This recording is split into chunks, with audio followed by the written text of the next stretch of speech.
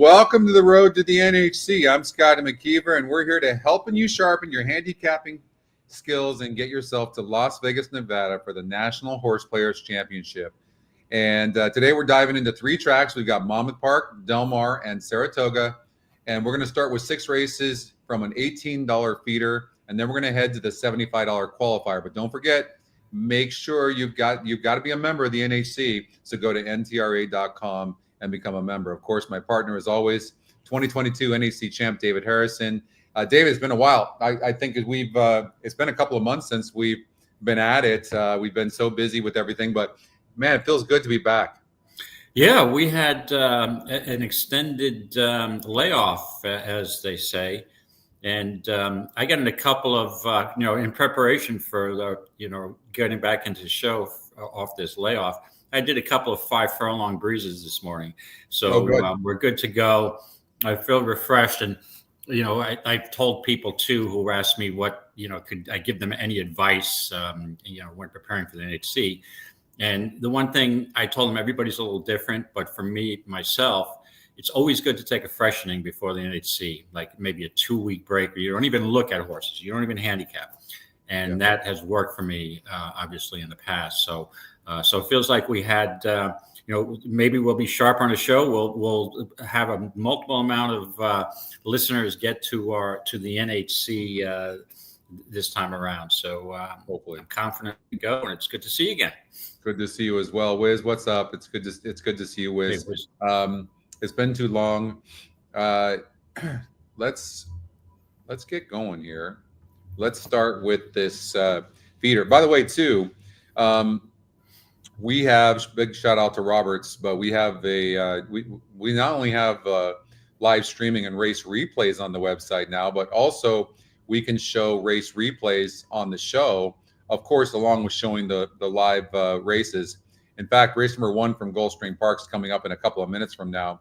We're not going to cover that because we've got a lot to get to here, but we've got 6 races. Let me tell you what the races are. We've got race number 1, 2, and 3 over at Monmouth Park as part of this feeder, and races 3, 4, and 5 from Saratoga. Unfortunately, we can't show you live races from Saratoga, but we can from Monmouth Park. So we will do that. And you can see here the live streaming right there. We can just click on that and we can watch the race. So which is great. We won't do it from there, but we'll do it from a portal, but you'll be able to see that. But we will have a race replay for you here as the 3 horse who's going to be your big favorite, the 6 horse and the 1 horse. They're going to be your favorites. I think the 4 and the 7 are not part of this equation. And I did watch a race replay of the 6 horse last time. Well, I watched this race and we'll show it. In fact, why don't we just show this now? Actually, let me pull this up. I'm assuming you're referring to July 27th race of the maiden 40. Yeah, and what you're going to do is you're going to see that Tartarian, who's the 5 horse in this race, broke terrible, and broke a little slow. That's not true. Broke slow, but was not obvious, but kept checking backwards and still ran really good. But the problem is now we're on dirt, so it's off the turf, so it's just hard to say. But I still think that the 6 horse is going to get a really nice trip from that post and going to be sitting probably right off the 3 horse, who's going to be your big favorite, Surfs Up. I have no doubt that horse is going to be your big favorite and maybe tough to catch, but the 3 horse Surfs Up. Look, this horse always stops late, but is getting 5 furlongs on the dirt, very speed oriented. And so you'll may be tough to catch, but to me, it looks like those 2 horses, but the 6 is going to get a really nice trip from that post. And look, they both have 37% win chances. So let's get out here. I'm going to share this tab. And here's the race from 727 at Monmouth Park. Again, the race is off the turf today. We're ready to go. Watch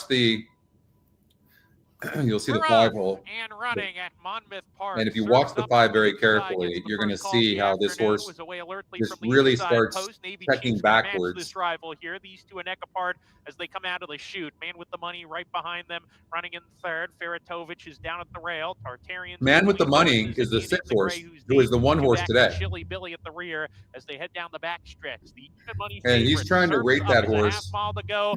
And the horse didn't want any part of it. You can see the 5 horse. Look at that horse is checked back 3 or 4 lengths just from the beginning of that race. As they round the forward turn, And now it starts to get his stride. Not going to have that issue, David, next time or today. That horse is going to get a perfect trip from the outside. Won't have to check up. Could be very, very tough. And I was disappointed with the Surfs Up. He's the 1 horse here. And doing the same thing that he's done in the last 3 races. And that's just slowly stopping. Right there, Neonate coming up the inside. Man with Right. Now, Man with the Money is the 6 horse on the inside, who is the 1 horse today. But look at the 5. Gets there to win it. Neonate So, right. And that's with it. We are shortening up in distance, but that horse is not going to have to check up. That made a big difference. And in Man with the Money, or not Man with the Money, but Tartarian. So what were your thoughts on that backtrack? Yeah, I'm a little disappointed, in all honesty, Scotty, that they took this off the turf, because it really changes things, and it's confusing me a bit, because if you watch that replay, you've got the 1, 3, and 6 all coming out of that race, and they're right within each, within a length and a half of each other at the end. Yeah. So it's so easy to reverse the tables for one of those 3 horses. But here's the issue I have. I mean, Surfs Up looks like the speed of the speed. McLean's Music usually can handle dirt. But again, losing ground in each race, but this is 5 furlongs. The jock should, I don't know if the claim for a good trainer there, Kelly Breen. Yeah. And I just think that, that's the horse that I'd like to use, but it's 3-2. And to me, there's only 2 alternatives. It looks to me like Bliss Street is probably better on the turf and comes out of a pretty good maiden race at Saratoga, which would probably, it towers over this field, that crew in there. And then Man with the Money has 3 consecutive turf races. Tartarian's been on the dirt, twice. And, tougher fields, probably Oaklawn Park and Keeneland and Churchill Downs 3 times. So maybe has a little bit of a class. I mean, Man with the Money's got the highest GSR here. The SOR numbers, it looks like Surfs Up. So reluctantly, Scotty, I'm going to land on Surfs Up, going wire to wire here. It just looks too easy. I mean, the 6, I agree, hopefully needs to get off. If you're landing on a 6, you got to hope that Castillo gets him out. But with the speed advantage here, with a 78 pace metric, and the next highest being 30 points lower, Bliss Street. I mean, I don't know how against this horse. And you know me, I'm always looking for value, but at times, sometimes you got to go with you go to a restaurant and you don't love anything on your menu, you got to select something. So my selection here is the 3, Surfs Up, and who probably will be 4 to 5 by post time. All right, let's visualize. Our first call of our race simulator is unprecedented in pace. It's the most accurate pace number in horse racing. Our pace number is already, but the first call is even more accurate. And let's run this. First call, the 3 is going to have an easy lead. But I looked at the last race; it had the same, and we saw the video, the backtrack, and it was slowing down. It always does that. And also, if you look at Surfs Up, Marin's aboard, and they're only 11% jockey trainer combination. I mean, if you love your horse in this contest, why are you putting an 11, jockey trainer combination of 11%? I don't know. It just doesn't make much sense. I can't stress enough, this Tartarian should get a perfect trip here from this post today. And I'm going to go with the 6 horse for sure. There's no doubt about that's an easy one for me. I just like the trip that the 6 is going to get. And the 3 will probably slow down like it always does, even at 5 furlongs. So I'm expecting the 6 to get a perfect trip. The 3 is the horse to beat. Man with the Money, the 1 horse, it had a perfect trip last time out. And now it's no, that's not true, actually. It did have some trouble because it had a horse go to its outside and it wanted to go. Actually, the 1's a major player too, the more I think about it, but I just don't like the post draw But since there's really not that many horses in the race, maybe it gets a good trip. This could be at the wire. There could be 3 of them. It could be the 1, 3, and 6. I'm not even looking at the 4 and the 7, but just with the expected trip from that 6 post, I'm going to go with the 6. So, all right. So, David, you're going with the 3. I'm going with the 6, and we're both not going to be surprised if the 1 horse wins. Correct. Looks like strictly a 3-horse affair here, and based on the small separation that they had in that race on July 27th. Anyone may move up on the dirt here, so it's a guessing game. And I just want to point out too, the only time the 3 started on the dirt in its debut race, that was an off the turf race. So he was meant to strictly stay on the turf. So right. and he got off to a slow start that day, and he was favored in a 9-horse field. Step slow. Does this horse maybe just is a turfer? No. And so it's tough. That's why it's tough for me to take 3-2. But at this case, I'm just going to take it. And I think it looks like a wired job. I'm just going to take it and try to move on and collect my, $5.10 in the feeder contest at this point. Sounds good. How are you, Gilly? What's up, Scotty? Patrick. Willie's in the house. Good to see you guys. It's been too long. Hopefully we'll get back every week and getting kind of a rhythm of things. Right now, I know you haven't really been taking it as seriously this year. I have not played in that many tournaments, but I'm sitting in 8th right now on the leaderboard for the on the tour. I am going to play in the Pacific Classic tournament on Saturday over at Delmare. So I have a couple of entries for that, and hopefully I can do well. And then what about you? Are you thinking about playing in that tournament or no? No. Is the Pacific Classic this Saturday or Labor Day weekend? Next Saturday. Yeah. Labor Day weekend. Yeah, probably not, because in all honesty, Scotty, my life has been quite busy with some consulting jobs I'm doing, and I haven't really been paying attention to a lot of the West, to Delmare this year, in all honesty, which I regret, because I do really like Delmare. But the bottom line is that when you're busy all day and you're trying to, get the late races in at Saratoga, do the race notes, and then the wife wants to have dinner and relax, and I'm like, okay, we're gonna take a little break. Like tonight, to me, the card's a little on the weak side, so I'll probably pass. But I will definitely be watching tomorrow, and I am in the just for full disclosure, in the feeder today. I opted not to play the NHC feeder for today's contest. I'm in the horse tourneys feeder contest for an $800 express bet tourney that includes both the Travers card and Monmouth tomorrow. Oh, that's right. That's on Saturday, correct? That's an $800 entry fee. I'm decided not, and really, I don't know if I looked at the Travers card tomorrow, and I'm not too enthused about it. So only because you got a lot of maiden special weight 2-year-old races early. Yeah. And I love the Forgo. I love the Ballerina. I love the Personal Ensign. So my action wouldn't get started till late anyway. So, but if I can get in for the $95 or 18 into 95, obviously I'll play it. So that's where I'm focusing this weekend. All right, let's run race number 2 at Monmouth Park. 3 scratches. I mean, this race has been pretty much annihilated. Yeah, decimated again. Yeah.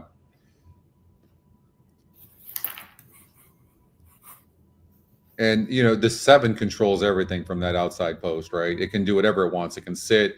It can go. It's got the top GSR. O'Connell.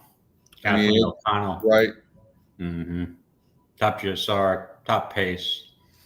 The 4-horse. I'm sorry, not top pace. He's the 3rd pace, right? Mm-hmm. So let's take a look at this. So you can see the SOR here. For those of you that don't know, this is our class number, essentially. It's called Strength of Race. And then, of course, we have a win percentage for each of the past performances. And then we have our breeding metric, our GSR, genetic strength rating. You can also watch race replays if you wanted to. It'll open up there, and you can watch that. This horse does draw outside. I like to see horses that drew outside and they still lost. We haven't seen that with this horse. We've only seen this horse pretty much have inside posts. So the fact that it draws outside many times, David, you'll see a big improvement. And I know O'Connell, Kathleen, who's my trainer, she uses Marin, Samuel Marin. And so you can see they're 17%, 88 tries. So she feels very comfortable.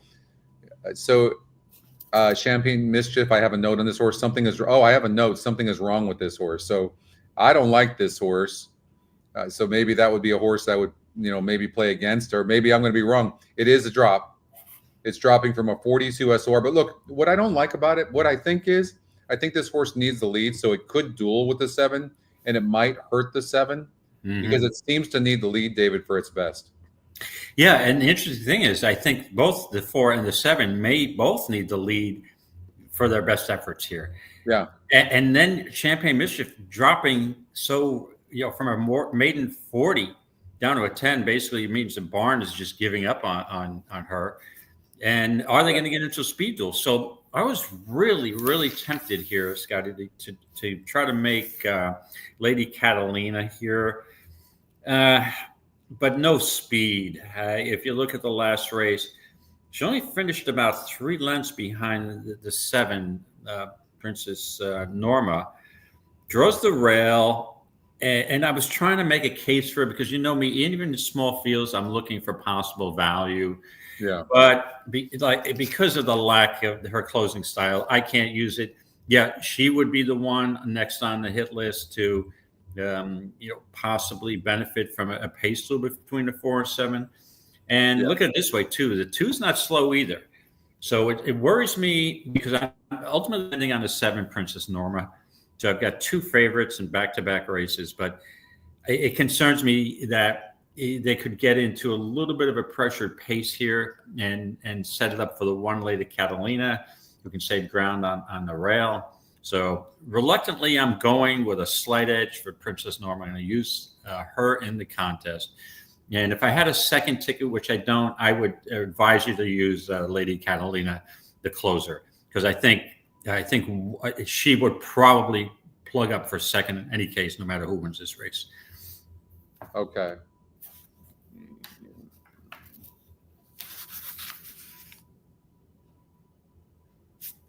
Ryan, you missed what we picked in race 1. I'm on the 3 Surfs Up, which will be the prohibitive favorite.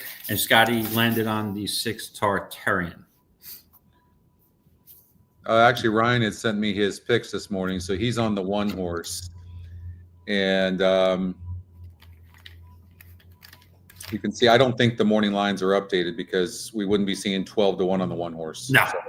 Yeah, so I think I asked Ryan to find out what's going on there. So hopefully, listen, Monmouth has fixed wagering, and if I could get 12-1 on that horse, I'd lock it in for a nice at this point, because that horse is probably going to be 3-1, 7-2. Hold on, maybe I need to refresh. No, I refreshed. No good. Yep. Yeah, I refreshed it, Ryan, and I'm still seeing 12-1. You can see it on my screen, so I don't know. Yeah, Ryan says he's seeing 7-2. That's 12-1 still. Yeah. 12-1 on yours too. Yeah. Oh, no, he was looking at the wrong race. Okay. All right, so he'll get that up.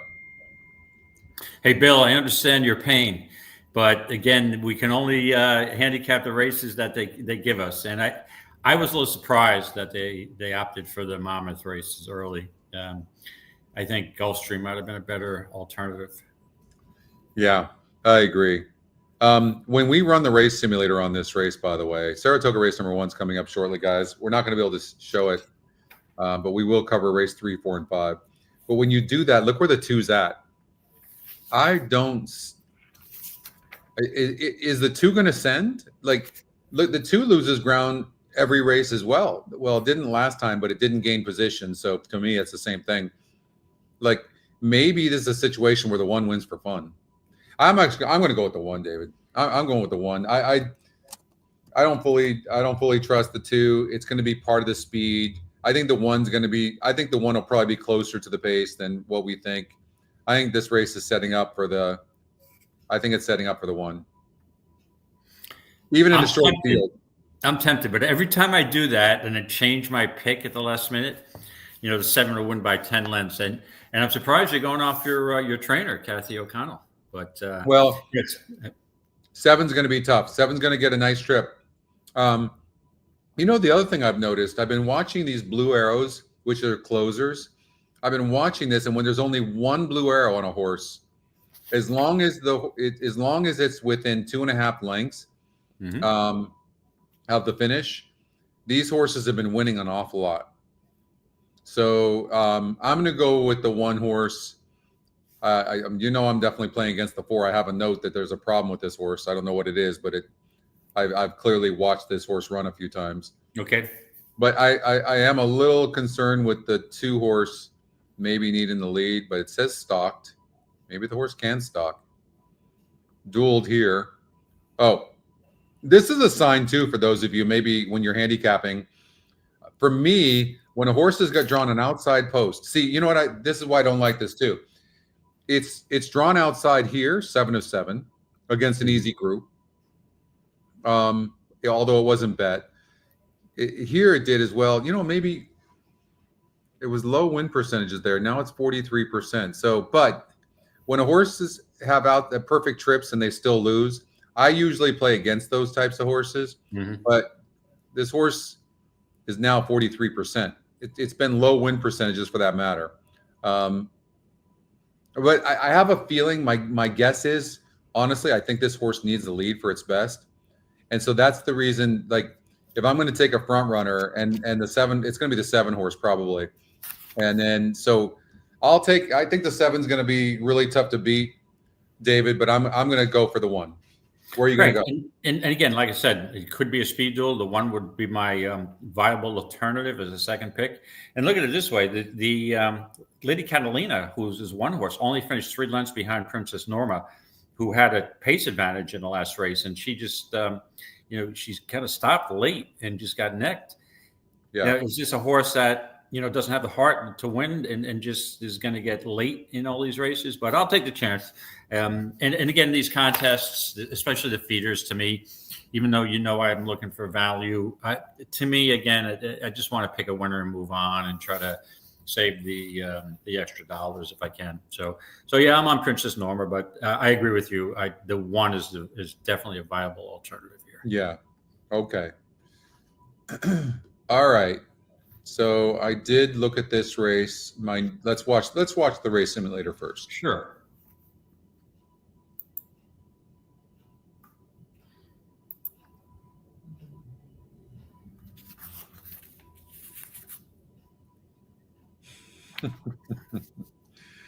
Bill's like, I got to get motivated. I need my pipe. Yeah, for a 4-horse field, right? Yeah, I'm super excited about handicapping a 4-horse field. Well, you know what they say about 4-horse fields: the longest shot in a 4-horse field, and believe it or not, it happens pretty often. So again, we have another horse here. It's not 2.5 lengths, but we have another horse here in the 1 horse. Interesting. It's not the EquinEdge long shot though. But the only blue arrow in the field. So now I need to look at the pace situation. It looks like the 6 is going to have an easy lead. Cressati. Yeah, Cressati, Scotty, has a 75 pace metric, and the next nearest one is 53. Just bear with me a second. I got a dog here that's got to come in, but I'll let you keep going. Hold on. You got it. No problem. But the thing about Cressati, though, I mean, this is a new trainer. I don't know. Like, let's see the jockey trainer combination. 0 for 2. The race or the win percentages and the picks, they account for the jockey trainer combinations and stuff. But I think that's a thing for me. And I always try to, I use them. Like you look at the 5 horse, 0 for 9 jockey trainer combination. Now, maybe if this horse was 30% or above, maybe I would consider it. But like, I wouldn't even consider the 5. The jockey trainer combination for this horse is low as well. They go for 2. Like, if you would love a horse, why are you using a jockey you've never won with, right? For me. And then so I really do think this is probably about the 4 and the 7. Little squeeze. And right. Yeah, yeah. The little squeeze 8-5 morning, and my honey bunch 7-2. Yeah, it looks like they're in similar form, but the 4 does put blinkers on. So could the 4 possibly be a little closer to the 6? So at least we have a little more of a competitive race than the first 2. But ultimately, Scotty, I'm doing something that I normally don't do in these races that are non-winners. Well, they're beating claimers 7,500. This is the lowest level. Actually, I think they run 5 there now, but it's a rather very low claiming level. And usually in races like this, I'm looking for horses who aren't as seasoned, with not as many starts. So Little Squeeze is only 1 for 8, but I'm going to go against my conviction here again. And I'm betting a horse. I'm using a horse as 1 for 17 lifetime, and that would be my Honey Bunch. I just think her last 2 races are really, she's in pretty good form for this level. You go the 3rd back at a mile, and she's stretching out again. She did lose to both Corsati and Little Squeeze, but there's a note there that she bothered a foe and was DQ'd and placed 5th. Now, in all honesty, I did not have time to watch the replay of that race before the show. So I'm assuming that she was DQ'd, and it's probably an interesting trip. And then she seemed to have, she finished ahead of one of the other ones who were in here in the following race on July 13th, and just missed again, tiring late. So she's in good form. For Chuck Spina, Chantel picks up the mount for the 5th straight time. So I think I want a horse that's consistent at this level. And like I said, I'm using a horse who's 1 for 16, which is usually not my profile, but give me the 7. My Honey Bunch, I guess the second one for me would be Squeeze. So I'll put the 7 over 4. So the 4-horse Little Squeeze and my Honey Bunch faced each other last time out. Mm-hmm. Oh, no, I'm sorry. They ran on the same day. They did not face each other. And it looks like my Honey Bunch's race was a little bit tougher based on SOR. Yeah. But the 4-horse was 54% to win. But here's my concern a little bit with the 7. Initially, my first reaction was to go with it. But if you look at the track diagram and where they're going to start at this 8 furlongs, this mile race, this horse could get carried wide around the first turn. And I keep coming back to this 1 horse. And there's no reason to use this thing except for 2 races back. That was not really a bad race. And it's going to save ground on the inside. I'm going to take a chance. So I'm going to take the 1 horse. And you're going to take the 7 horse, correct? I'm taking the 7. Now, yeah, Scotty, the 1 horse Profit Hunter, that race you referred to, 2 back on July 13th, she was flying. Yeah. And she was 39-1.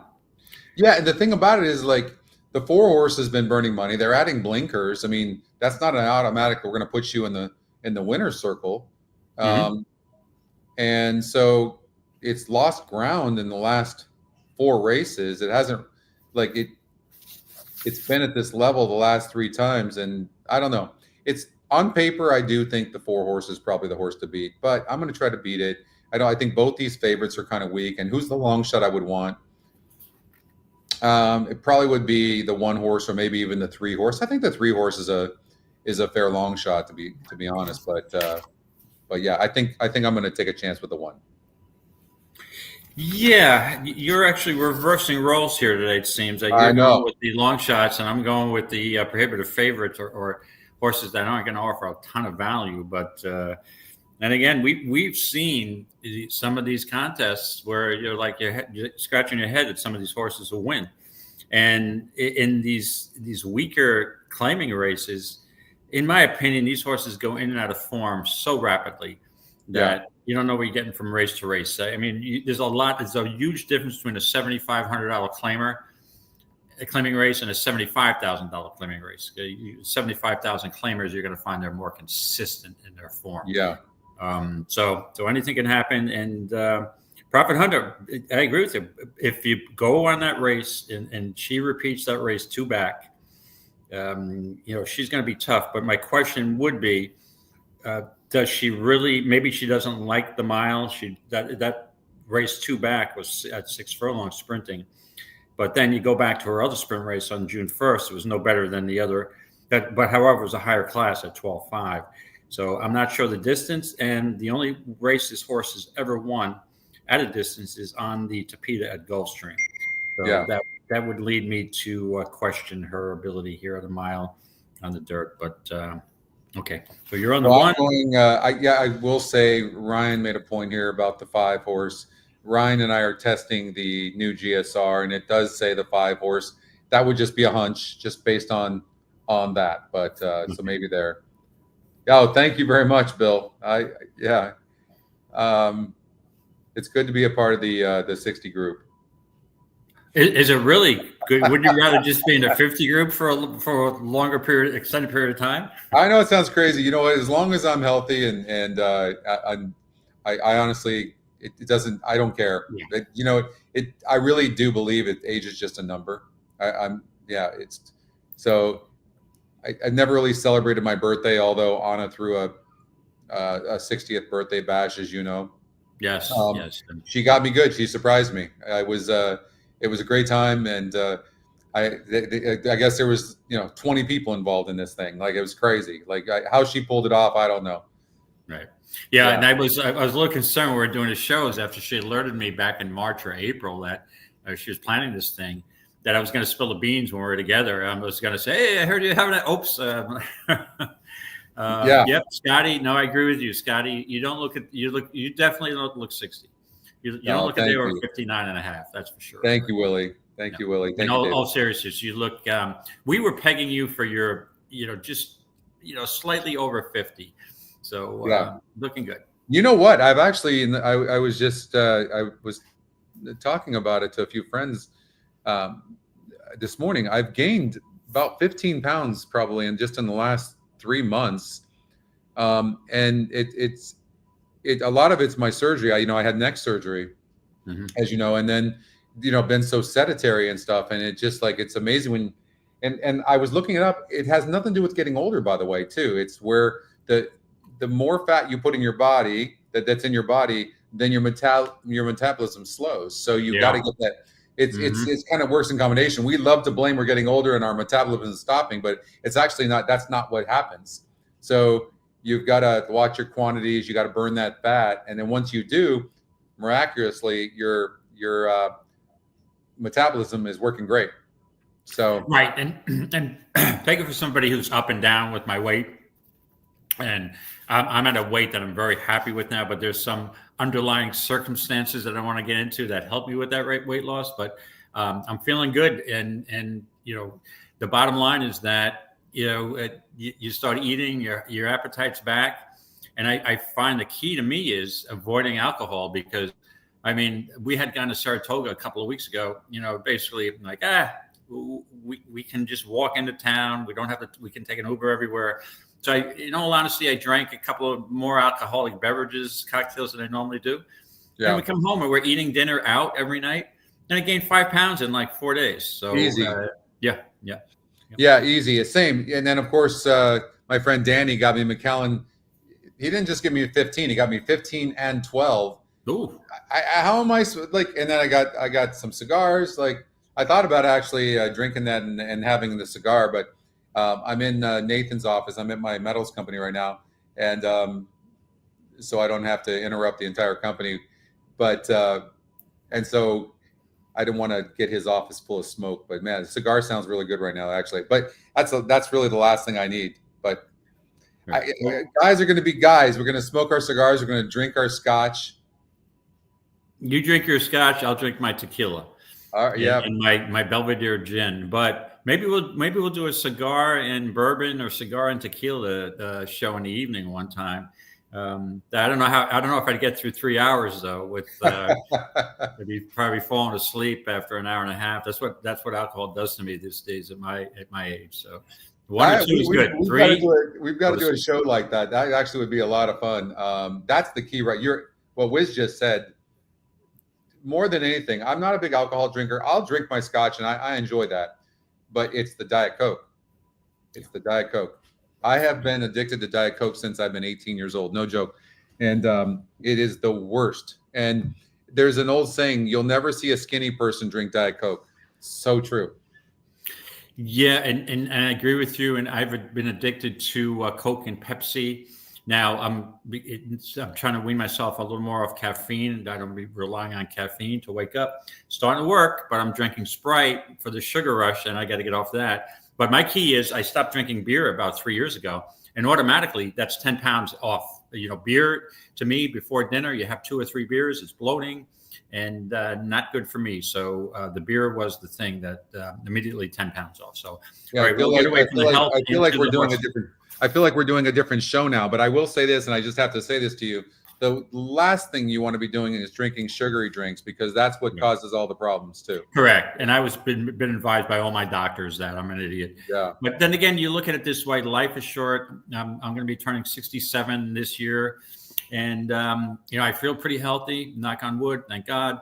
But the bottom line is that once in a while, you got to treat yourself. You get to the point where somebody says, come on. You're like, yeah. I don't know. What's my life expectancy? I'm effing going for it tonight.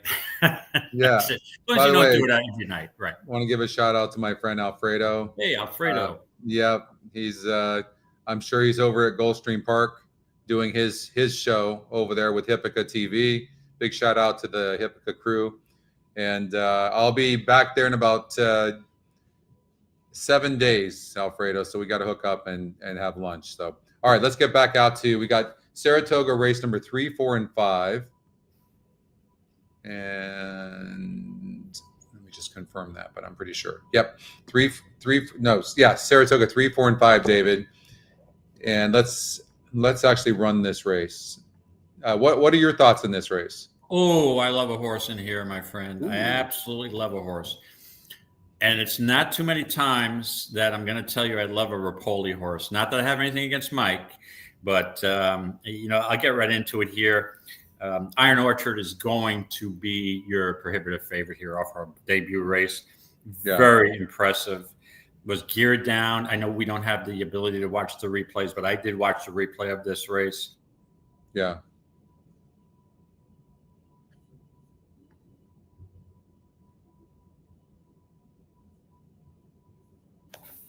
And the bottom line is that this horse was under wraps and won. So it comes back with a steady workout pattern. I'd like that breeze on August 15th. So this horse could be any kind, but the horse I'm really intrigued with here, Scotty, is the rail horse Angel Gift. She broke her maiden back on June 8th at the Belmont Stakes Festival in Saratoga. And it was pretty impressive. She closed, and that's the key. To me, a lot of these 2-year-old fillies or 2-year-old colts, when they're breaking their maidens and moving into a stakes race against winners for the first time, there's going to be more speed than their debut race because you got more talented fillies in here. So she could be pressed a little bit, even though she's got a rather advantageous pace metric advantage. I mean, Chicotti's not that slow, and Grazy's not that slow either. So she could get pressed here. And knowing that Rapoli's got 2 in here, and Grazie is more speed, I don't think they'll mind. Saya's going out and pressing this 3-horse. So Angel Gift, off that maiden score, they threw her right into a grade 3 Adirondack. And she had a total excuse. She was basically eliminated at the start, so you can totally throw that race out. She draws the rail. She should save ground. She's not slow. She'll have some positional speed, and I think the rail's going to benefit her. Irad gets aboard for the 3rd time. It's Pletcher. It's Rapoli, and looks good to me, and I think you'll get a better price. So I'm looking to get a little bit of a price here, so I'm on Angel Gift big time. the one horse for. Did you watch? You watched that backtrack in that last race, and the horse stumbled badly. Yes. Yep. Yeah. Yep. Yeah. And basically eliminated. Right. Okay. It looked like Iron Orchard won pretty easily in its first start, but it was losing a little bit of ground. I don't know if the jockey let off, maybe. I wish we could watch this race replay. I will say this. Dan's got a string of workouts here that this horse is just training tremendously, but also on Angel Gift the last couple of races as well. I think because the one is in the race, and then also you got Shakti in the race, and look at that. I mean, this horse is like workouts galore. But Shakti could win this race too, Scotty. Yeah. And so could Grazie.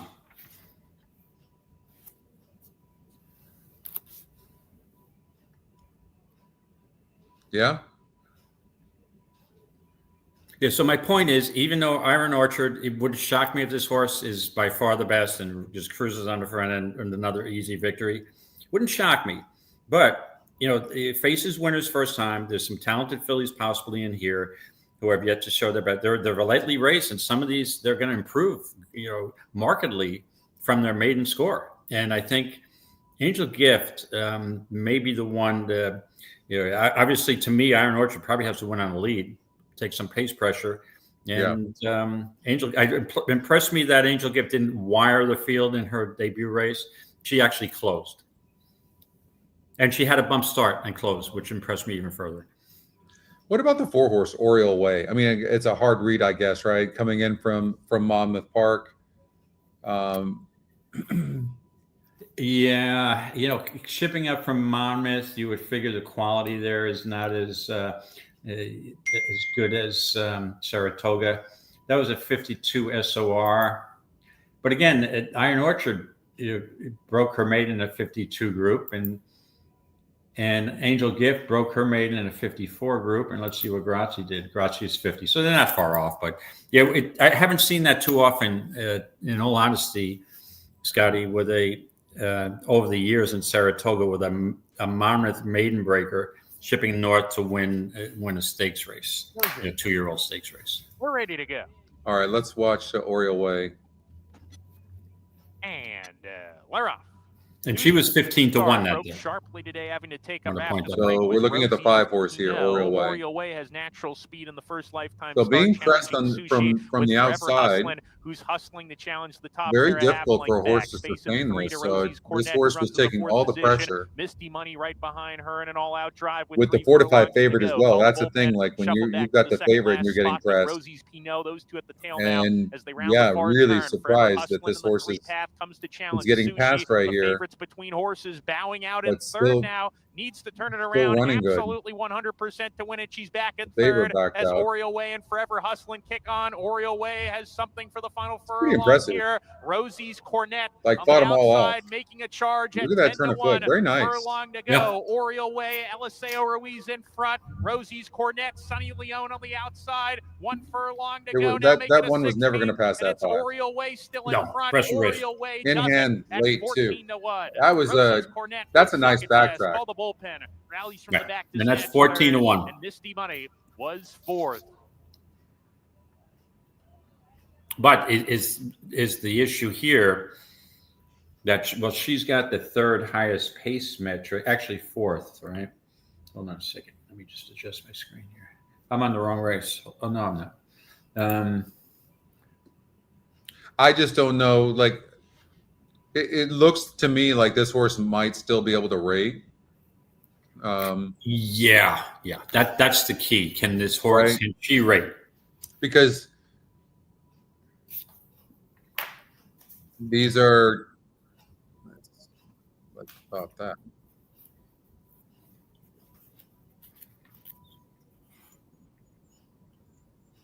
Okay.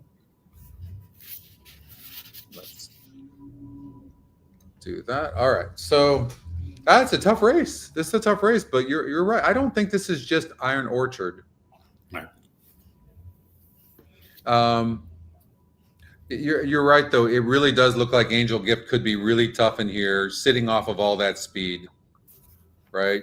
Mm-hmm. And And getting Irad's been doing nothing wrong at this meet. No. Angel Gift. I kind of like the 4-horse a little bit, but I think I'm going to go with the 1 with you. Okay, Scotty's on I board. was pretty impressed. If that race was at Saratoga instead of Monmouth Park, I probably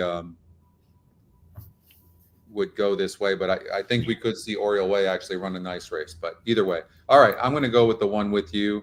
I'm going to make the 4-horse my alternate. All right, race number 4 at Saratoga. 4 at Saratoga. All right, this is as far as the early feeder races, this is the most intriguing race we have so far. I think there's a number of ways you can go in here. Interesting pace scenario between Best Bet, the 2-horse who draws inside, and its main speed competition who draws the outside with Irad and Quick Hammer. The question is, Scotty, do they go and set it up?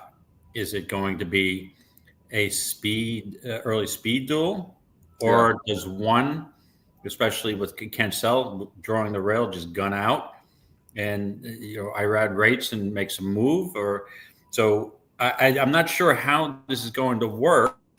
Have you looked at this, and what's your opinion about those two? I did look at it. I put that I thought the 5-horse has a look. But I know 1, 3, 4, 5, 7. These are the horses I thought were legitimate contenders. I didn't see the 8. I didn't see the.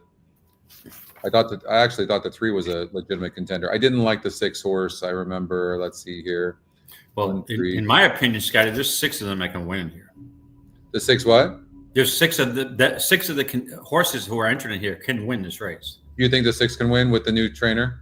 Should I give it away now? That's my top pick. Who I'm landing on. The 6 is your top pick? Yes. So let me get into before we get into my topic. Since you went right to that horse and said that's your throw out, I figured. That happens at least once or twice a show. Yeah, absolutely, every week. As far as Brew Pub, the 5, I've been on this horse many times, and in all honesty, this horse has had more second place finishes than any horse I can ever remember. This horse is a 7-year-old horse, 58 starts, 4 wins, 14 seconds, and 9 thirds. And the question is, I think the race with the 2 speeds sets up for him favorably. You got a positive jockey switch in Chris Elliott off and Santana. I mean, besides the 2 Ortiz brothers, the 2 other jocks who are having great meets and surprising to me are Ricardo Santana and also Joel Rosario is running real well. So those 4 jocks. So anytime you see Santana getting on and replacing another jockey, it's dangerous. But here's the concern: 0 for 14. Yeah. And again, you have 14 second place finishes. So tough to make going a mile. I think to me, after years of betting, making win bets on Brew Pub, he's getting a second. I remember this horse to me is a 7 furlong horse, 6 to 7 furlong horse. I don't like this horse particularly at a mile. So I am going under the premise here. Sometimes as a handicapper or horse play, you've got to make a decision.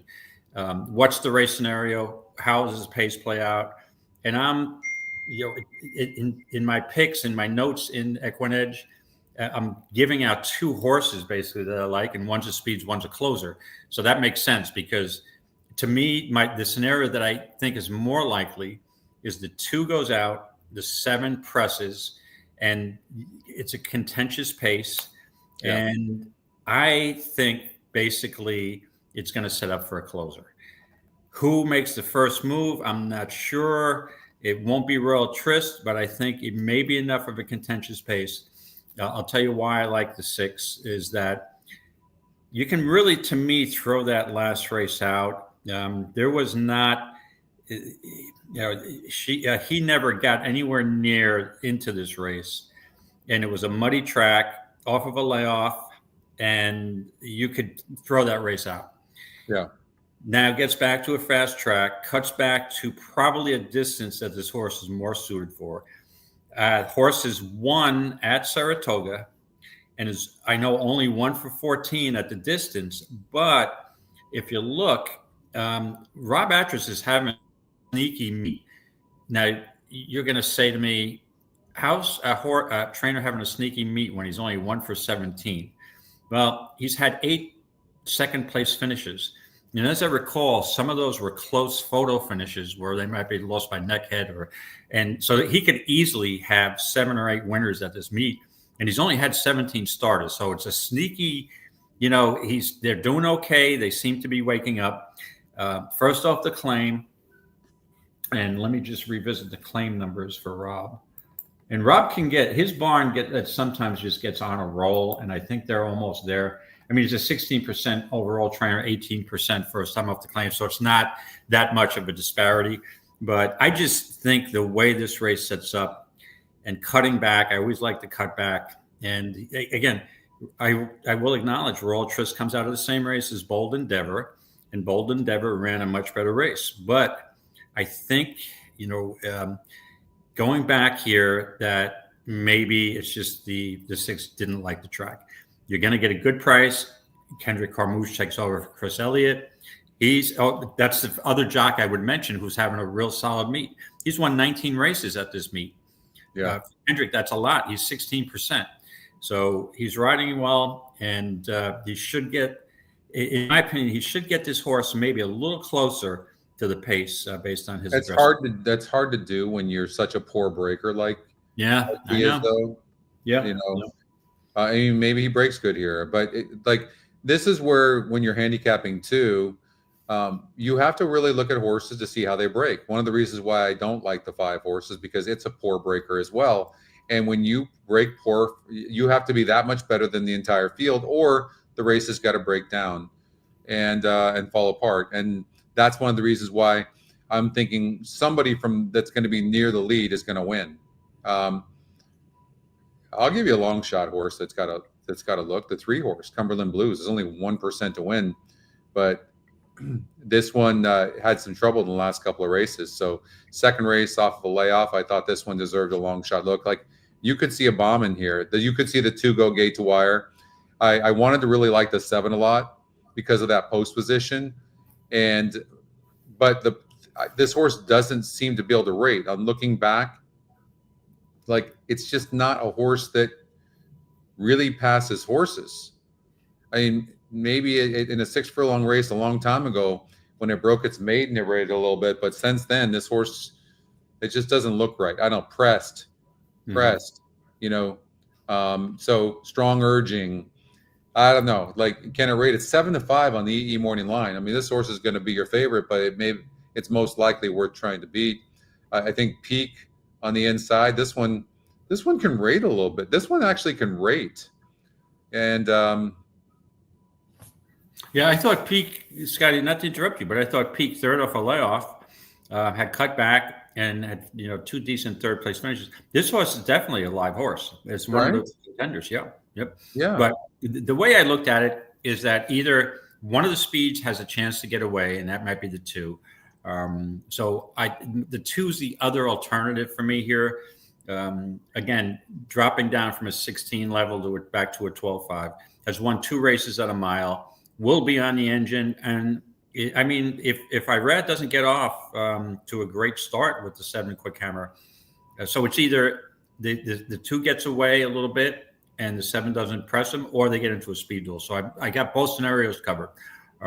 With the 2, best bet, maybe wire to wire, and the 6 benefits by a speed duel.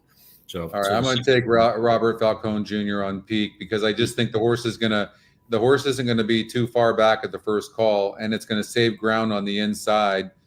And a lot of these horses are going to break slow. I think the 2 and the 7 are going to go at it, and I think the 1 is the one that gets first run and has a good trip. It's also a horse to watch, and so I'm going to go there. I'm going to go with the 1. And Peak does draw, Pratt. But the other concern I had here was Falcone claims from Linda Rice. It's tough to claim from Linda Rice. Yeah. All right, so let's go to race number 5. We have, let's see here. How much time do we have? So race number 1 at Monmouth is 17 minutes away. We've got Saratoga race number 2 is coming up for those of you that are going to play it. But we've got one more to cover here on the feeder. And then we can farts around if we want to, or we can start covering, not the feeder, the feeder, and then we have the qualifier. But let me run this race, David. Let's While you're running the race, I'll reach out. Hey, Oldie, thanks for joining in. Oh, Oldie's there. Your opinion. There he is. What's up, Oldie? Yeah, I understand you use peak, but I think the one might have peaked too early in his career. I'm sorry about that. Sorry about that joke. That dad joke. But I'm always concerned with somebody claiming from Linda Rice. And 2 to 5. 2 to 5 on Tarpaulin. Linda Rice claimed this horse off of Brittany Russell for 17.5. That was back on July 26th. A 3rd place finish. Here's another one that's not really a great breaker. Path taken after break, so it clearly had a lot of trouble. And that was a really big drop. But with the trouble this horse had in the last race, David, does it concern you that she's not loving this claim and putting this horse up for a higher tag? Does that concern you at all? Not with Linda at the Saratoga meet, in all honesty, because she's looking to, get as many winners as she can. I mean, chances are she's not going to win the meet against Chad Brown and Pletcher, but a couple of years back she won the meet, and she's been in the top 3 or 4 in the last couple of years, off and on, because of her claims and off the turf races, and she's excelled in that move. Because obviously she deals with more claiming horses than both the Chad Brown and Pletcher stables. But it doesn't bother me. Usually I like to see a move up in class, but she's trying to just pile up the wins here. So it doesn't bother me. And, Jose Ortiz is trying to catch his brother for the leading rider here. Yeah. So it looks too obvious to me. And, in this early feeder, I had a couple of favorites at Monmouth. So I'm going to try to beat this horse, and reluctantly. Usually, I don't think there's anything in here. There's a very weak race. I mean, I watched the race. I had some interest because I had a financial investment in the Brave Buck race on July 26th. I loved the Brave Buck that day. So I watched that replay a couple of times. And here's the thing with the 4-horse Diabolical. Off the claim, Patrick Quick, who's not known for moving horses up off the claim. You had Louis Rivera on, who was having a really tough meet. He was doing pretty well downstate, and he has a future. But, Saratoga is a tough meet for a guy like him. And you got the best jocks in the country coming in.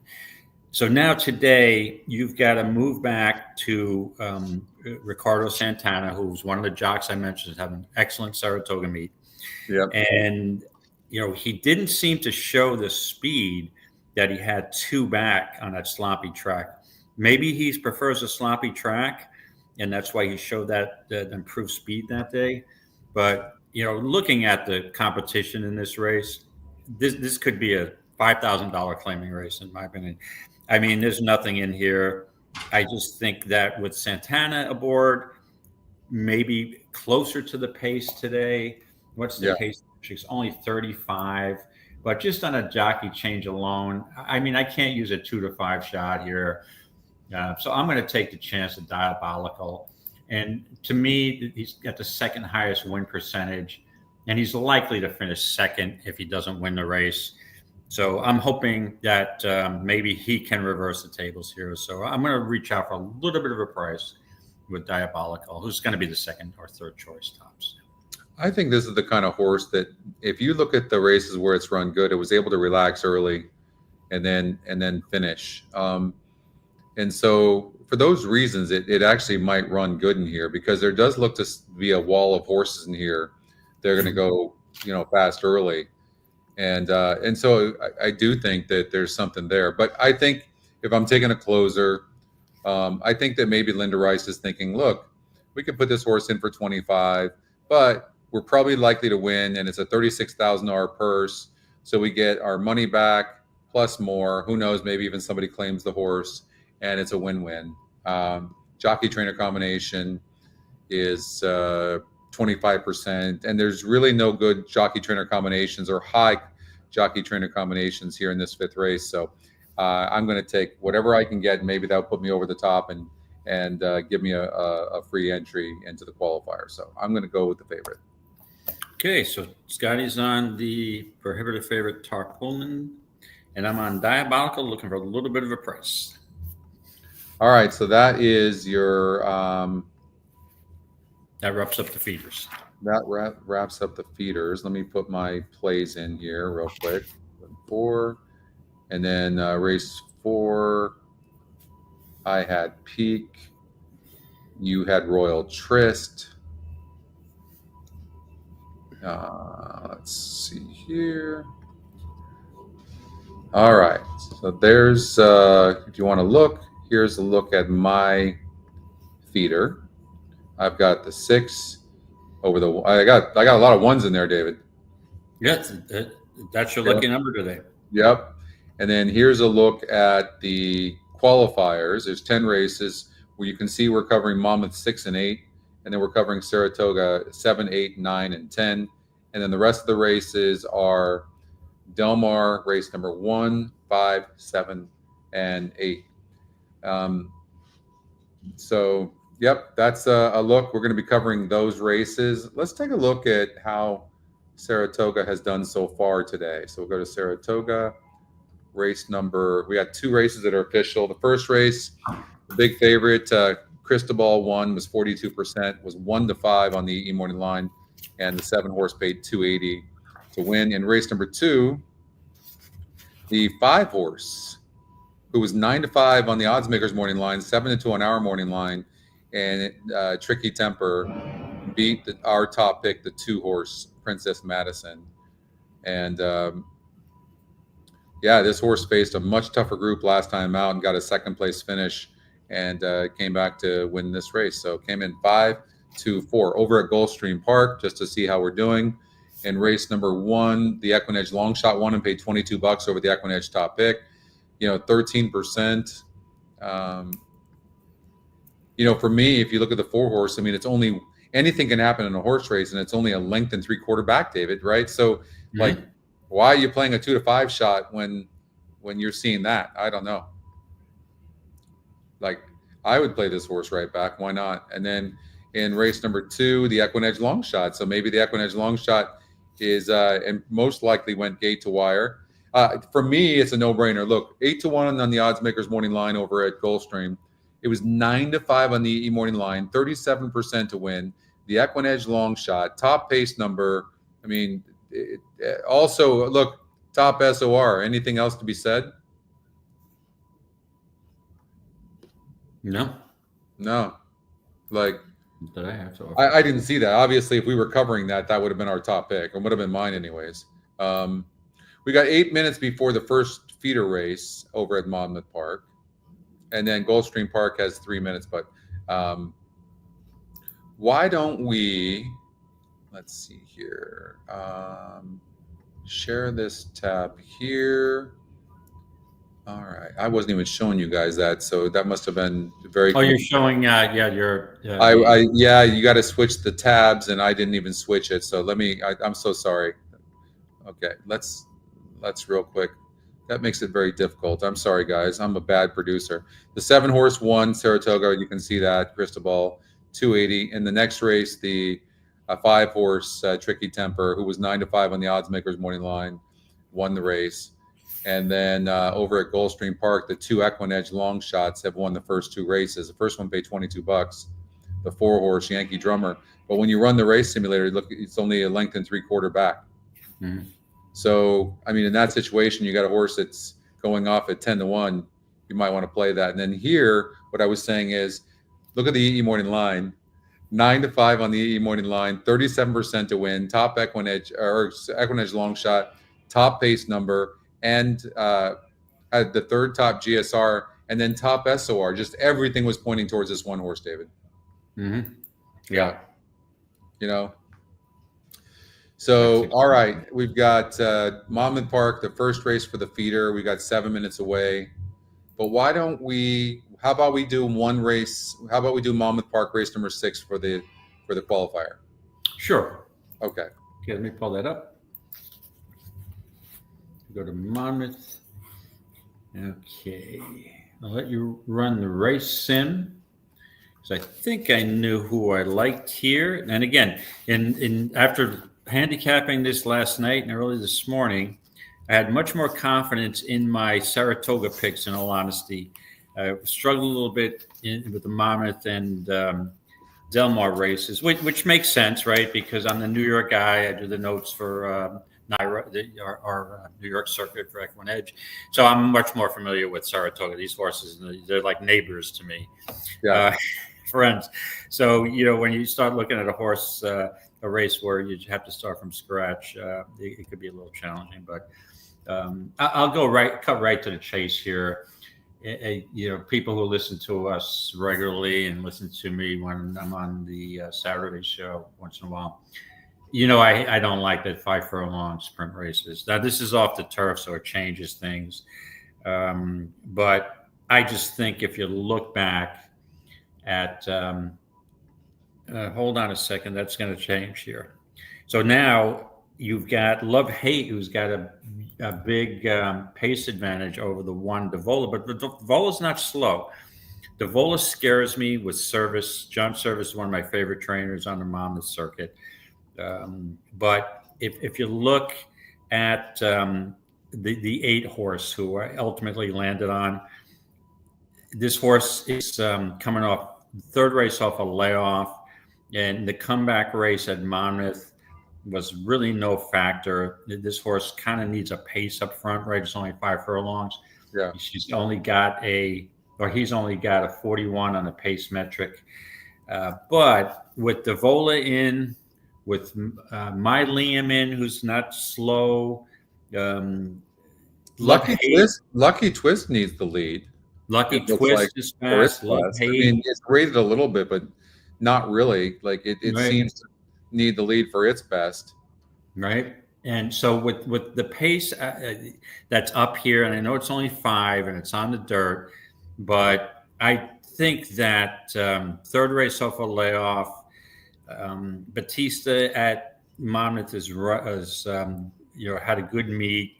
I do like the workout on July 5th. However, that's 3 runs before her comeback race. I think the race may set up for this horse stalking on the outside, and at the least, this horse should be flying at the end and maybe get me a second. And who knows, if the pace is swift enough early, maybe he can get up for the win. So I took a shot with a little bit of a price here. Milo in the 8th race at Monmouth. Yeah, it's the EquinEdge top pick. I should forget. Of course, I don't mention the most important thing. I'm going with the EquinEdge top pick. Yeah. It's Devola is an interesting horse as well, but I think the horse is going to be dueling from the inside from the very beginning, which means it's going to be setting up from somebody closing. Here's the thing about the 7 horse, New York Strong, who's going to be your favorite for sure. This horse has been doing all this on the turf.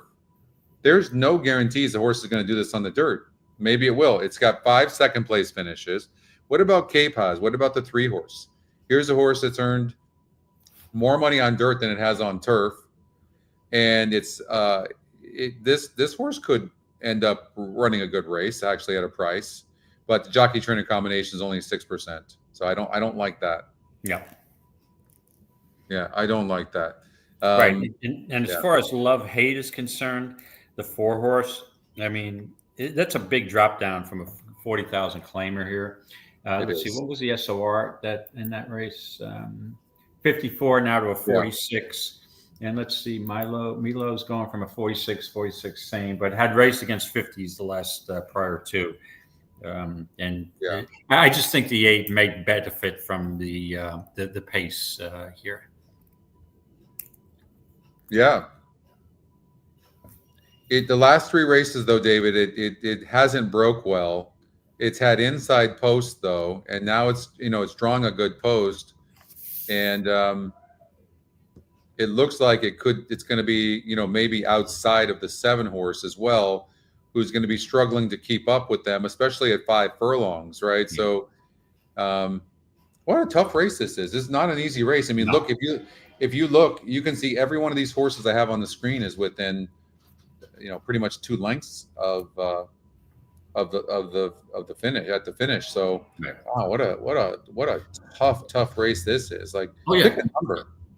Yeah, and the thing is too, it changed a little bit once it went off the turf. So, and you didn't have many scratches, so the field stays intact. So it's good. It's a competitive race. Don't love it, but I mean it's competitive. Yeah. The thing about it is, like, at 5 furlongs, though, you know how speed holds. I mean, is that an advantage to the 4 horse with at 5 furlongs because of the distance? Maybe. Yeah, but the 1's not slow breaking from the rail. No, and the 2's not so. Yeah, I mean, it's obvious that the 4 should have the lead, but the question is the 4 maybe faster early on the turf than the dirt? Who knows? But there's going to be some pace up front. Yeah. Yeah. Let's see here. And it's scenario maybe the 3 other speeds or possible stalkers, all get tired chasing this 4, and then this 8 to me is a logical closer who may plug up for a second. So, usually when you have a favorite who's a speedball, who I'm trying to beat, I want to beat the horse with a closer. So so that's why I selected the 8 here. Yeah, I'm surprised that the 7 isn't the top EquinEdge pick. But again, it's got 5 seconds in 12 races. Is this one reliable? And you're changing surfaces on top of that. Like, it's just it is a risk. Again, this is a really wide open race. I think I'm going to play defensively here, because if one of the favorite wins, no big deal. You still have a shot. But if you start the first leg out of this qualifier and you lose to a long shot, you're behind early. And I don't know that we want to do that. The 5 horse could sit a very nice trip, by the way. Yeah, but Scotty, does the 5 horse also need the lead? 4 races, it's drawn inside. Last time it had an outside post, and it didn't run. It was it probably does. It does look like it might need the lead. But it is the Scotty long shot. And the other thing I wanted to point out here too, it's interesting to me that the top Scotty pick is the 8, and it's only the 10% on the win percentage, where you have New York Strong 28%, Love Hate 28%. So sometimes when I look, I handicap and I like a horse, and that's the situation. I'm like, all right, there's something going on there. I'm sticking with Milo as the top EquinEdge or Scotty pick. It's I mean, New York Strong is just going to be super tough probably in here. I'm gonna, though, if it wins, though, it's gonna be the big favorite. I'm gonna take a chance. Not normally a horse I would do. I just don't want to. I don't want to see some big long shot come in, and I think that I'm gonna go with the 3. All right, Scotty, we have, I think, Monmouth going off. Yep. Let's get out to Monmouth Park.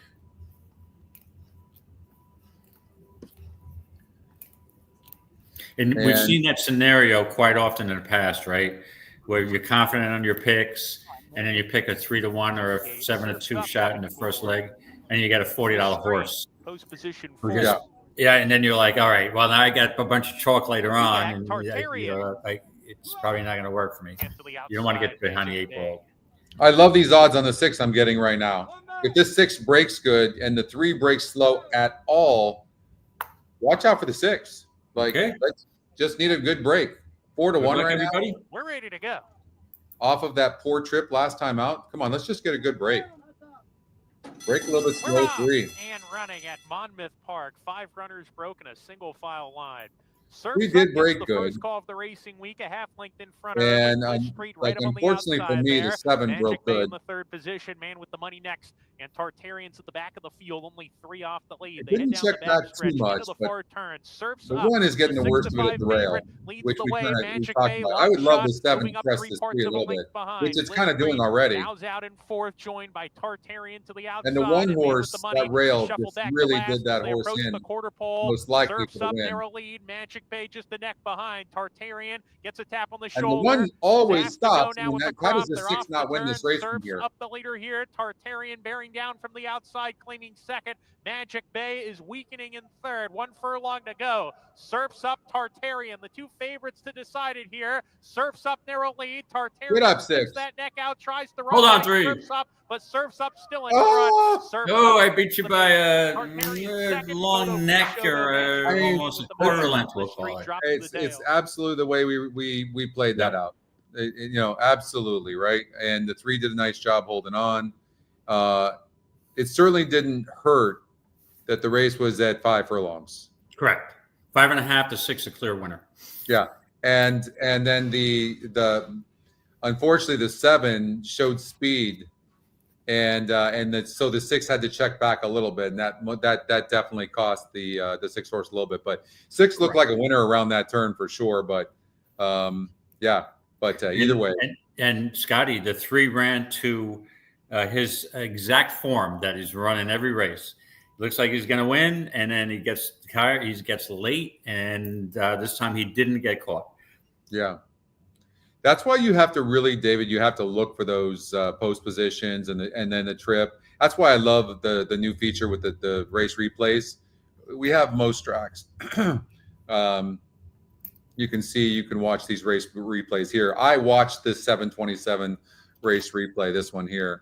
And you saw the trouble that the 6 horse last time out, but also you get a horse that gets a good projected trip. And this is where you use the race simulator as well. And you can see here, but the 7 right there, the 7 showed speed, and that hurt a little bit, but no surprises there. And we also talked about the 1 horse drawing the rail, even in a short field. And it did, unless you're lone speed, it did look like the 1 was going to have a tough trip, and it did. That was a little rough. So, but all right. 3 at 6 to 5 over the 6 horse at 3 to 2. Yeah, I am a little disappointed. The 6 was 4 to 1 going into the gate and ended up getting off at 3 to 2. Yeah, I have expected the minimum odds on this 6. I thought would be like 5 to 2 or something, but 3 to 2. I'm a little surprised. Yeah, me too. Somebody might be listening to the show and just pounding away on your pick there, Scotty. Oh, maybe. Yeah, maybe. CAWs, I don't think they get involved in a race like this at Monmouth, but who knows? Oh, no, they do, for sure. You think so? Oh, yeah. No, I actually know. All right, so let's. That's a good way to start for if you have the 6 or the 3. No real damage done there. We've got race number 3 coming up at Saratoga in 10 minutes from now. We cannot show you the race, unfortunately, but I'll give you my best race call. My best Trevor Denman since retired. But we do have. Oh, did you say Trevor Denman? Yeah. This is Saratoga. You've got to do your best Frank Maramati. Yeah, I know, but I mean, I can't. He's too good. Like Frank Maramati is like, first of all, like I can't impersonate anybody. Maybe you. Maybe I could do you. Maybe I don't know. I'll practice it next week. I'll be ready to impersonate you. But have you ever heard some of Frank's calls when he does that? He hasn't done that in years. I would love to see him do that, where he impersonates different people. Yeah. If you haven't seen that, go to YouTube and watch Frank when he impersonates like 2 or 3 people or more during a race call. It's pretty impressive. Yeah, he's a funny guy. As a matter of fact, I met Frank. He used to be a track announcer over at the Meadowlands. And I was there for a tournament a number of years ago, and I had gone outside. I was like in 3rd and 3 races left to go, and I had to clear my head. I went outside, and Frank's walking in, and I said hello to him. Really nice guy. And we're on the same page. He's a pizza freak too, and we're talking. Actually, when I was out in Santa Anita, Nate Newby had reached out to him and said, "Hey, the NHC champ is here, and he wants to know what the best Italian restaurant is. They want to go Italian night. And he did give a great referral. I mean, we ate at a place at I forget the name of the place, but there's a village there. It was really outstanding Italian food. Yeah, Frank is. All right. Frank's good, guys. Yeah, here's the race simulator. We're going to race number 7. We'll maybe we can get in 2 races before race number 3 at Saratoga. Sure. And if you had the 3 or you had the 6, you're good. I'm not worried about it. 7 at Saratoga. So I will tell you that races 7 and also races 8 at Saratoga, to me, are the 2 races that I'm really interested in. To me, they're the best races. 2 turns, mile and 1/8, hard-hitting claimers, hard-hitting allowances. I love these 2 races. So with that being said, it's probably the 2 races I don't hit. But let's get into it and run that race simulator, because in all honesty, when that was before the tournament, I was into tournament playing more. I would go to the track, and these may have been the only 2 races I would bet on the entire day. And they say, what do you do? I'm like, well, then you have entertainment plays. So these are the 2 races I would key on, because I have more confidence. My ROI is better on dirt, and it's also better 2 turns on dirt. Yeah. So with that being said, put my reputation on the line here, and probably the horses I'll pick won't hit the board, but we've got an interesting pace scenario here again, Scotty, right? We do. It looks like the 2 is going to have a pretty easy lead. I don't know. No. Hold on a second. Okay. What about Laughing Boy? Laughing Boy is fast, and Laughing Boy has won 2 races going at 1 mile and 1/8. But the issue is draws the outside post, where the 2 Suerte draws an inside post. Correct. So normally in that situation, if you want the lead, you're going to have to gun that 8 out. So what does the 2 with aggressive rider Kendrick Carmouche do? He's going to go. To me, Suerte has to win at 1 mile and 1/8 on the lead, considering the horse is 0 for 6. However, that stat's a little deceiving, because if you go way back on this horse's form, this horse has won at distances. Actually had a win at a distance on a turf race back in the day. I think also had a second. Is fast. I'm concerned that this horse was claimed for 10 and then 16, maybe off form. So ultimately, I didn't settle on a 2, but I think it could be another situation where either one of them goes wire to wire, or they get into a speed duel, and then the next most likely horse to win the race would be the top Scotty picked, the 1 margin of error, who's in, off the last race, a pretty nice win at going 1 mile and 1/8. And now draws the cozy rail, gets Irad. But I don't want 3 to 1. And I think Suerte could be an option for me. But I think Systemic Change, the 4, could win this race. And 1, 2, 4, 5. So, and Laughing Boy gets clear of the 2, could win. But ultimately, I settled on the 5 here. Manta Ray, first time off the claim, for a sneaky trainer who's been pretty good off the claim. If you look, raced against Suerte last time out. Yeah. Had an excuse, fractious at the gate, off slow, and still managed to close. However, that was a pretty contentious pace. I remember watching that race. And just made a move and got caught late. Now, did the horse move too early and maybe should have been rated a bit more? I don't know, but I think it might have been a little closer to the pace if it didn't get off badly. Yeah. You've got Santana off, Franco on, and this is a sneaky trainer, 18% first time off the claim, and he's only a 10% trainer. A little cold at this meet, 3 for 36, but 3rd race off a layoff, maybe those 2 races under his belt will give him a little bottom here. So at the price and the way the race is developing, I'm going to land on the 5 here Manta Ray.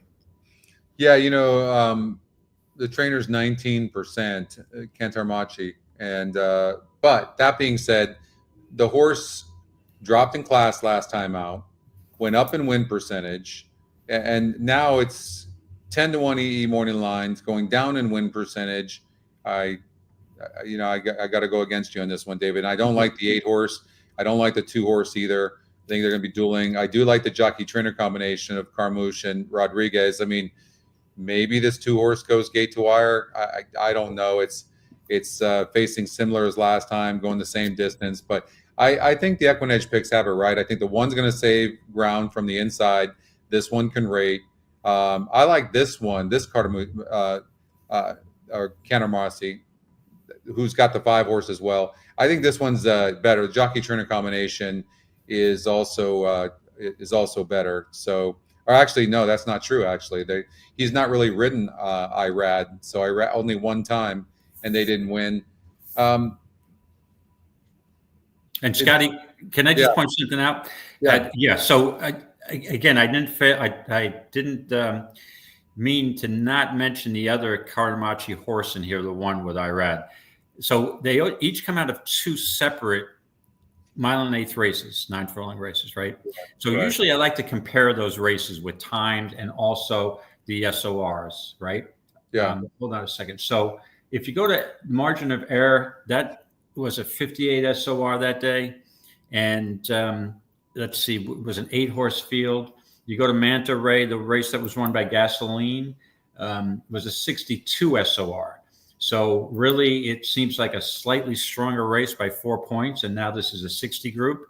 So that kind of pushed me over the top. Well, maybe that Gasoline race, Gasoline's a tougher horse, even though it's a slightly lower claiming race. So that's what led me to land on Manta Ray instead of the 1. But if I was playing multis in horizontals, which I will be here, I would be using the 1, 2, 5. It's a very, very tough race. Competitive, and that's why I like it. Yeah. It's a very, very tough race. And we could see, I'm only seeing 2 blue arrows here. I don't really love the 4. I want to like the 4, but I don't like that IRAD gets off. And now, Rosario's aboard. It is the EquinEdge second pick. What about this OP Firecracker? This horse won pretty easily 2 back, albeit it's up in class. Engelhart is claimed this horse for $20,000 last time out. Only has 4 wins, but this horse likes going 9 furlongs. It's gone 9 furlongs the last 5 races, and it's done very well. For whatever reason, it faltered last time out, but he likes the claim because the horse he's moving the horse up in class. Castellano and him, they're 0 for 2. Like, can Suerte go gate to wire? What's that? You think the 2 horse can go gate to wire? Yeah, I have notes on Twitter. I think to me, it's either the 2 going wire to wire, or the 5 or the 1 winning. So, yeah, getting that inside post with Carmouche. But the question is, what pressure does the 2 take from Laughing Boy? Yeah. And you have a good point with OP Firecracker. Came out of that Gasoline race with the 52 SOR, but was beaten by both Manta Ray and Suerte and finished 34 lengths behind. Was eased and walked off. Yeah. How often do you see horses that are eased and walk off and come back and win? I did remember one, Rada Valente, earlier in the meet. And I don't recall the name of the horse, but it was dropping way down in class. So this coming off an ease and walked off and now claimed and moving up slightly, or really a similar SOR. Let's cut to the chase. I mean, it's probably the same class, but normally eased and walked off, it's a dumping class that the horses will respond. Well, so I'm a little reluctant to use that horse, but wouldn't shock me. Jeremiah, he gets winners at Saratoga. He's more based at Finger Lakes and downstate, but he's a sneaky trainer. That whole family can definitely train their asses off. Well, and look at the workouts Dan put here. This horse is training tremendous. So maybe there's a turnaround coming here. Again, I don't want to get beat by a prize horse. So if the favorites win, they win. So I'm going to go with the 3 horse. So all right, Scotty, I'm proud of you. Yep, I'm doing it. Yep, I'm going for it. I'm going with a 4-1, and I'm thinking that's the value, and Scotty's going with a 10-1. But and again, for those of you who haven't qualified, sometimes it's the right approach. Sometimes you just got to take hey, listen, we've seen horses that get off to slow starts as favorites or overbet or they have trouble trips. So a lot of these cases, especially when you get to the NHC, if you're successful enough and you get there, you got to look for value. And sometimes some of the horses that I've picked, they don't look logical on paper, but you're looking for sometimes chaos to happen. And you get a $38, $40 horse, $7 or $8 horse field, and you're sitting pretty. So it's a risk reward factor. You're not going to win the NHC if you don't take some risks that seem out of the box. No, that's true. So race number 3 over at Saratoga, they're in the gate, and the 3 horse is your big favorite. Let's see if it gets off to a good start and has an easy lead. We're both on the 1 horse who broke very good. 3 broke pretty good, gets on the lead. The 1 horse just had to check up. I'm going to check the last right now, David. So that rail can be very, very difficult. Yep. Rozzy, the 6 horse, is sitting about a length off the 3 horse, Iron Orchard, who's running very nicely. You can tell he's got a crap load of horse on the 1, and he just went in between horses now in 4th. And they went 22-1. It's pretty darn fast. And it's going to be tough to catch this 3. The 6 is trying, but really asking. He's not asking 3 yet. The 4 is being asked in 3rd. And the 1 doesn't seem to be running here. That rail was pretty brutal.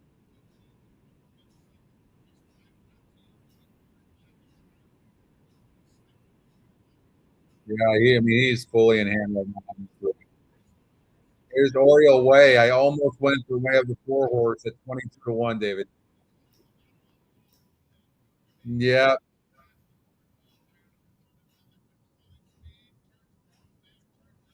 Came in 3-4.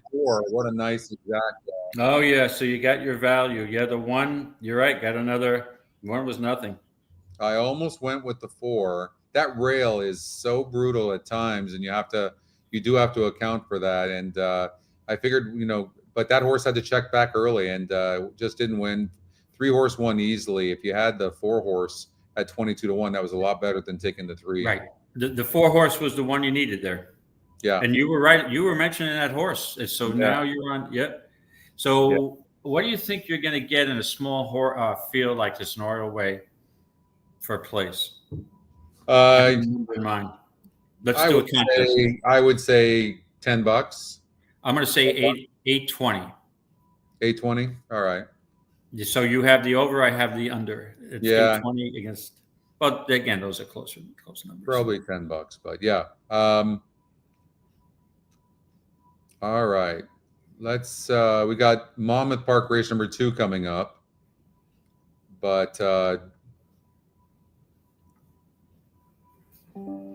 yeah. Did you? I think Ryan had that. Might have had that 4 horse. No. He went with the 5. Yeah. Scotty, just skip. Go ahead. I just need to plug in here. My battery's running a little low. No, you got it. No problem. All right. Let's get out to. We've handicapped race number 6 at Monmouth. We've handicapped race number 7 at Saratoga, and now we're going to go to Saratoga race number 8. Race number 8, and let's run this race. I thought the 9 furlongs might be a little long for the 6 horse, who's going to have the lead. Other than that, I didn't really look at it that closely. David, what are your thoughts here? Like I said, this is my 2nd favorite race on the day. It might be my favorite race besides the 7th. I know the 7th race, he doesn't like anybody in there. That's because there's no Hawthorne shippers, I guess. So here we go. Yeah, I felt this race was really intriguing. You got some horses. I know these horses so well. You've got these, they're hard hitting, either allowance or high level claimers going 2 terms. So let me just get to my opinion on Film Star first, the 5 horse. Now, he ran against Arthur's Road back on July 26th, and Arthur's Road was coming back off, had won the Jockey Club Gold Cup the previous year, right? Yeah, and also won the Whitney or both, and also was in a Breeders' Cup Classic, right? Yeah. So, and it was like 2-5. But Arthur's Ride was kind of vulnerable that day when he did not get the lead. So Film Star just cruised, got the lead, aggressive ride by Jose Ortiz, and just was really never challenged. And yeah, was the track speed favoring? Possibly. But, sometimes a horse gets brave on the lead and the other speed doesn't get out. So I would fade this horse here because it's going to face more pressure. And the horse that is just a real speedball is a New York bred Mama's Gold, the 6 horse. It come out of the Whitney. Chad Brown had a rabbit in that race who, just dueled with Mama's Gold and set it up perfectly for Sierra Leone, who we know needs some kind of pace up front for his best effort. That's an ideal move.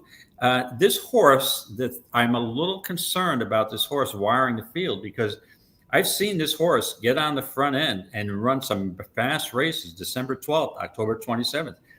October 27th, this horse won at 40-1 in 2024, and believe it or not, beat me out of an NHC seat that day. It was some clown had that horse. I had no idea how you could come up with that horse, but he did beat me. And the horse can get brave. With that being said, there's other speed. Cook Creek is not slow. Mama's Gold should lead. I'm not sure what to do with Sherry DeVoe's horse, Calistro. Never won at the distance. It looks more like a sprinter. And if you look, at the 1 1/8 race, the Blame back in 2024, and also the Keeneland race, loses ground late. I'm not sure if this is an upstart. I'm not sure he wants to go this far. So I was all over the place in here, and I'm worried that Mama's Gold could wire this field. But ultimately, I'm settling on 2 horses. One of them is Money Supply. Joe Sharp's barn is hot. They're white hot. I mean, he's won 10 races at this meet, 23%. Yeah, he's on. The barn is on fire. The horse has won 2 races at the distance. He's had 2 races at Saratoga, first and a second. He's versatile. He's won a race on turf. He's won 8 races on the dirt. And, he raced against Most Wanted, who's, in a big race tomorrow. And it's at the Forgo. Yep. A couple back and didn't have, and it was kind of far back. But he's got a closing style. There may be enough speed. So that's a horse I would definitely use. But ultimately, I settled on a horse that's illogical here, Scotty. Yeah. And that's the one, Winstock. Winstock has had a layoff, all right? Winstock is 4 for 14 lifetime, 2 for 4 at the distance. He's going to be value here. He picks up Joel Rosario, who's running. He's had a good meet. He's won 22 races at this meet, much better than last year or the last preceding years. And look at the layoff line. Hadn't raced since October 24. Comes back in a race at April 6th in the Haynesfield. This is a New York bred Stakes race, and didn't fire. Had a muddy track. And after that, briefly, he had a 2 months freshening. And what's he get? Sloppy track, 1 1/8 sloppy track, where he won at a $45,000 claimer. Claimed and moved up and put into a sprint, which was the Morrissey Stakes, and he had a steady bump. And the race before, he had problems. So this is a sneaky horse. This horse has faced some hard hitters on the West Coast earlier in his career. I like the work on July 24th, and drawing the rail, can save ground. I just think this horse is really sneaky. And any horse who's won 4 out of 14 gets a fast track today. I think this horse could run well at a price. So I'm taking a shot here at a horse that's probably not going to win. But if you run second, I'll be happy as hell. I'll take the 1 Winstock. Okay. David's on the 1 Winstock. I'm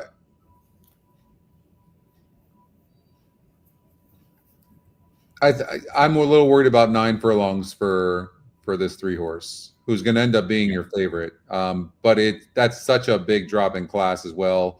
The horse had trouble, was wide. This is the second race off the layoff. And but the horse at Churchill Downs 8 races ago, this horse did go 9 furlongs and lost by a length. I just can't go away from it. And I would try to go away from it. I really wanted to like the 7-horse Money Supply, who does have 10 wins in 31 races, which is very, very good. But this horse just doesn't seem to get there anymore, at least in the last 4 races. So, so I've got to play against that horse. So I'm going to go with the 3-horse, and that's it. Lock it in. Lock it in. Scotty's on Calistro with Pratt, and you don't have a concern about the distance with the.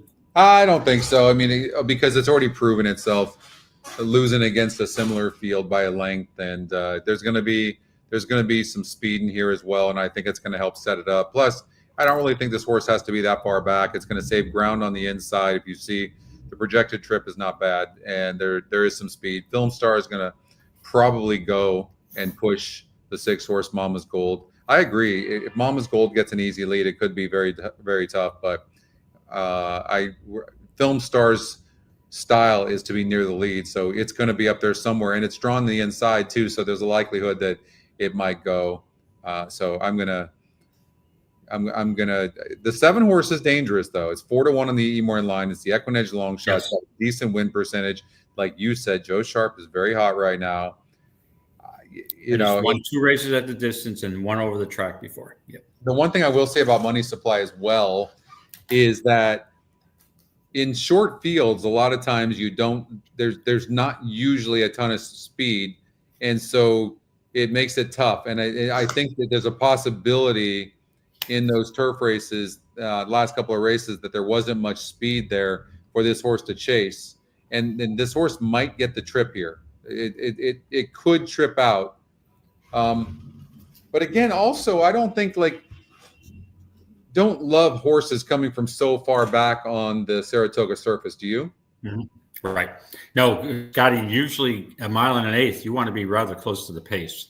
Yeah. With all things being equal, I've noticed recently you can close going 2 turns, but it also depends on the pace scenario, right? So sometimes, Film Star doesn't get off and Mama's Gold gets a clear lead. But it could be tough. But Mama's Gold is not going to rate. Even if the Mama's Gold gets a clear lead, she's going to open 10. I don't think she's rateable at all, even on the front end. So, but sometimes she gets brave. You think Mama's Gold, you're just normally going to say she, but he can get loose on the lead. He gets brave sometimes. It takes a 3-length lead coming into the stretch. The horse just gets brave. So I've seen it before. It wouldn't surprise me. To load into the gate for race. Wow, on the 7, that surprised me. 3-5. What is up, Tim Yoler? It's so glad I miss you, bro. It's been too long. Queen coming up.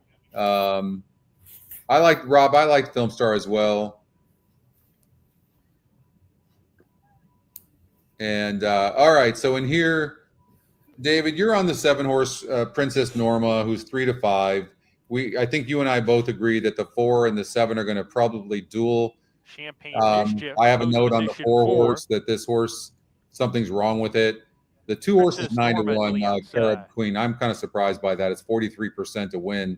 If that horse wins at 9-1 and it's 43%, we're ready to go. But right. And in retrospect, if I knew the 7 was 3-5, I would have went in a different direction. Carib Queen on the lead. So there goes the 4. There's the 7. So it's exactly like we thought. And the race simulator had the 2 horse just sitting right behind the 2 of them. And Lady Catalina is 4th and last. Down the backstretch, Champagne Mischief and Isaac Castillo as a head lead on Princess Norma, and Sam Wilmer in there on the outside. Gap of 2.5 to Corib Queen and Sunny Leone. Jorge Gonzalez has Lady Catalina 6 from the top as they go into the far turn. Strung out for a group of 4. Champagne Mischief, the second choice in the wagering, still narrowly ahead of Princess Norma, the favorite at 3-5. And these two are in a match race now with 5/16 to go. Lady Catalina into third with Corib Queen, but both runners really have to turn it around to win this race. Coming to the top of the stretch, Princess Norma gets a giddy-up reminder to go, takes a short lead on Champagne Mischief, who's right behind in second. They exchanged a brush coming off the turn here. Princess Norma still with a head in front. Champagne They're Mischief stopping. not going away. They are stopping. These two, Yep. nose to nose, coming to the 16th pole, and Lady Catalina's 3 lengths behind in Oh, third. 7. Princess Norma Gonna now get a half there. length in front, inching clear. Princess And, Norma to the winner's circle today. There was some bumping Champagne around the Mischief turn, second, so we'll Lady see what Catalina happens closed here. in third. But if Disappointing even effort if it was by the case, Monmouth. it'll just be 4-7 instead of 7-4. So. Yeah. I would have liked to see the one run better. They were dueling. Those two were dueling from the very beginning, and the one couldn't get there. Yeah, but Scotty, just look at the pace wasn't overly totally rapid or anything. 22, almost 23, 22 and change, 46. So, and they were stopping on the front end. You're like 59 to 4, then 113. Yeah, I mean they were stopping. Yeah, Lady Catalina is just not that good. Yeah, no.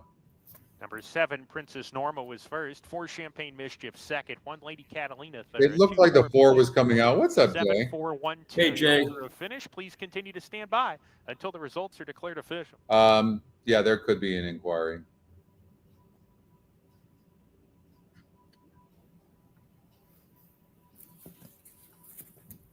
Let's see here.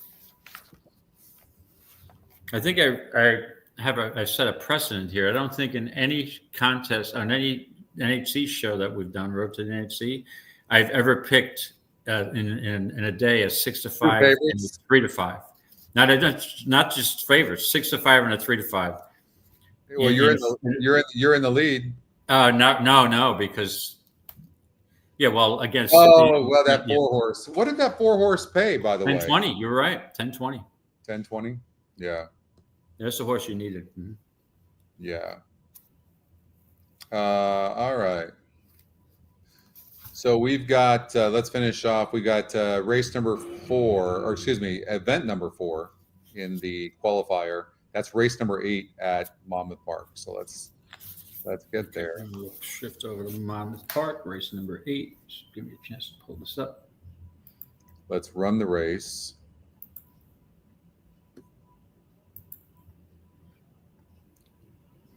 Oh yeah, this race, and I may need a few minutes on this because I didn't realize that they took this race off the turf. Well, it looks like the 9. Look, the 9's 6 to 5 on the adjusted EE morning line, and it's going to have a pretty easy lead. But at least in the race simulator, the horses are coming back to this horse. Look at that.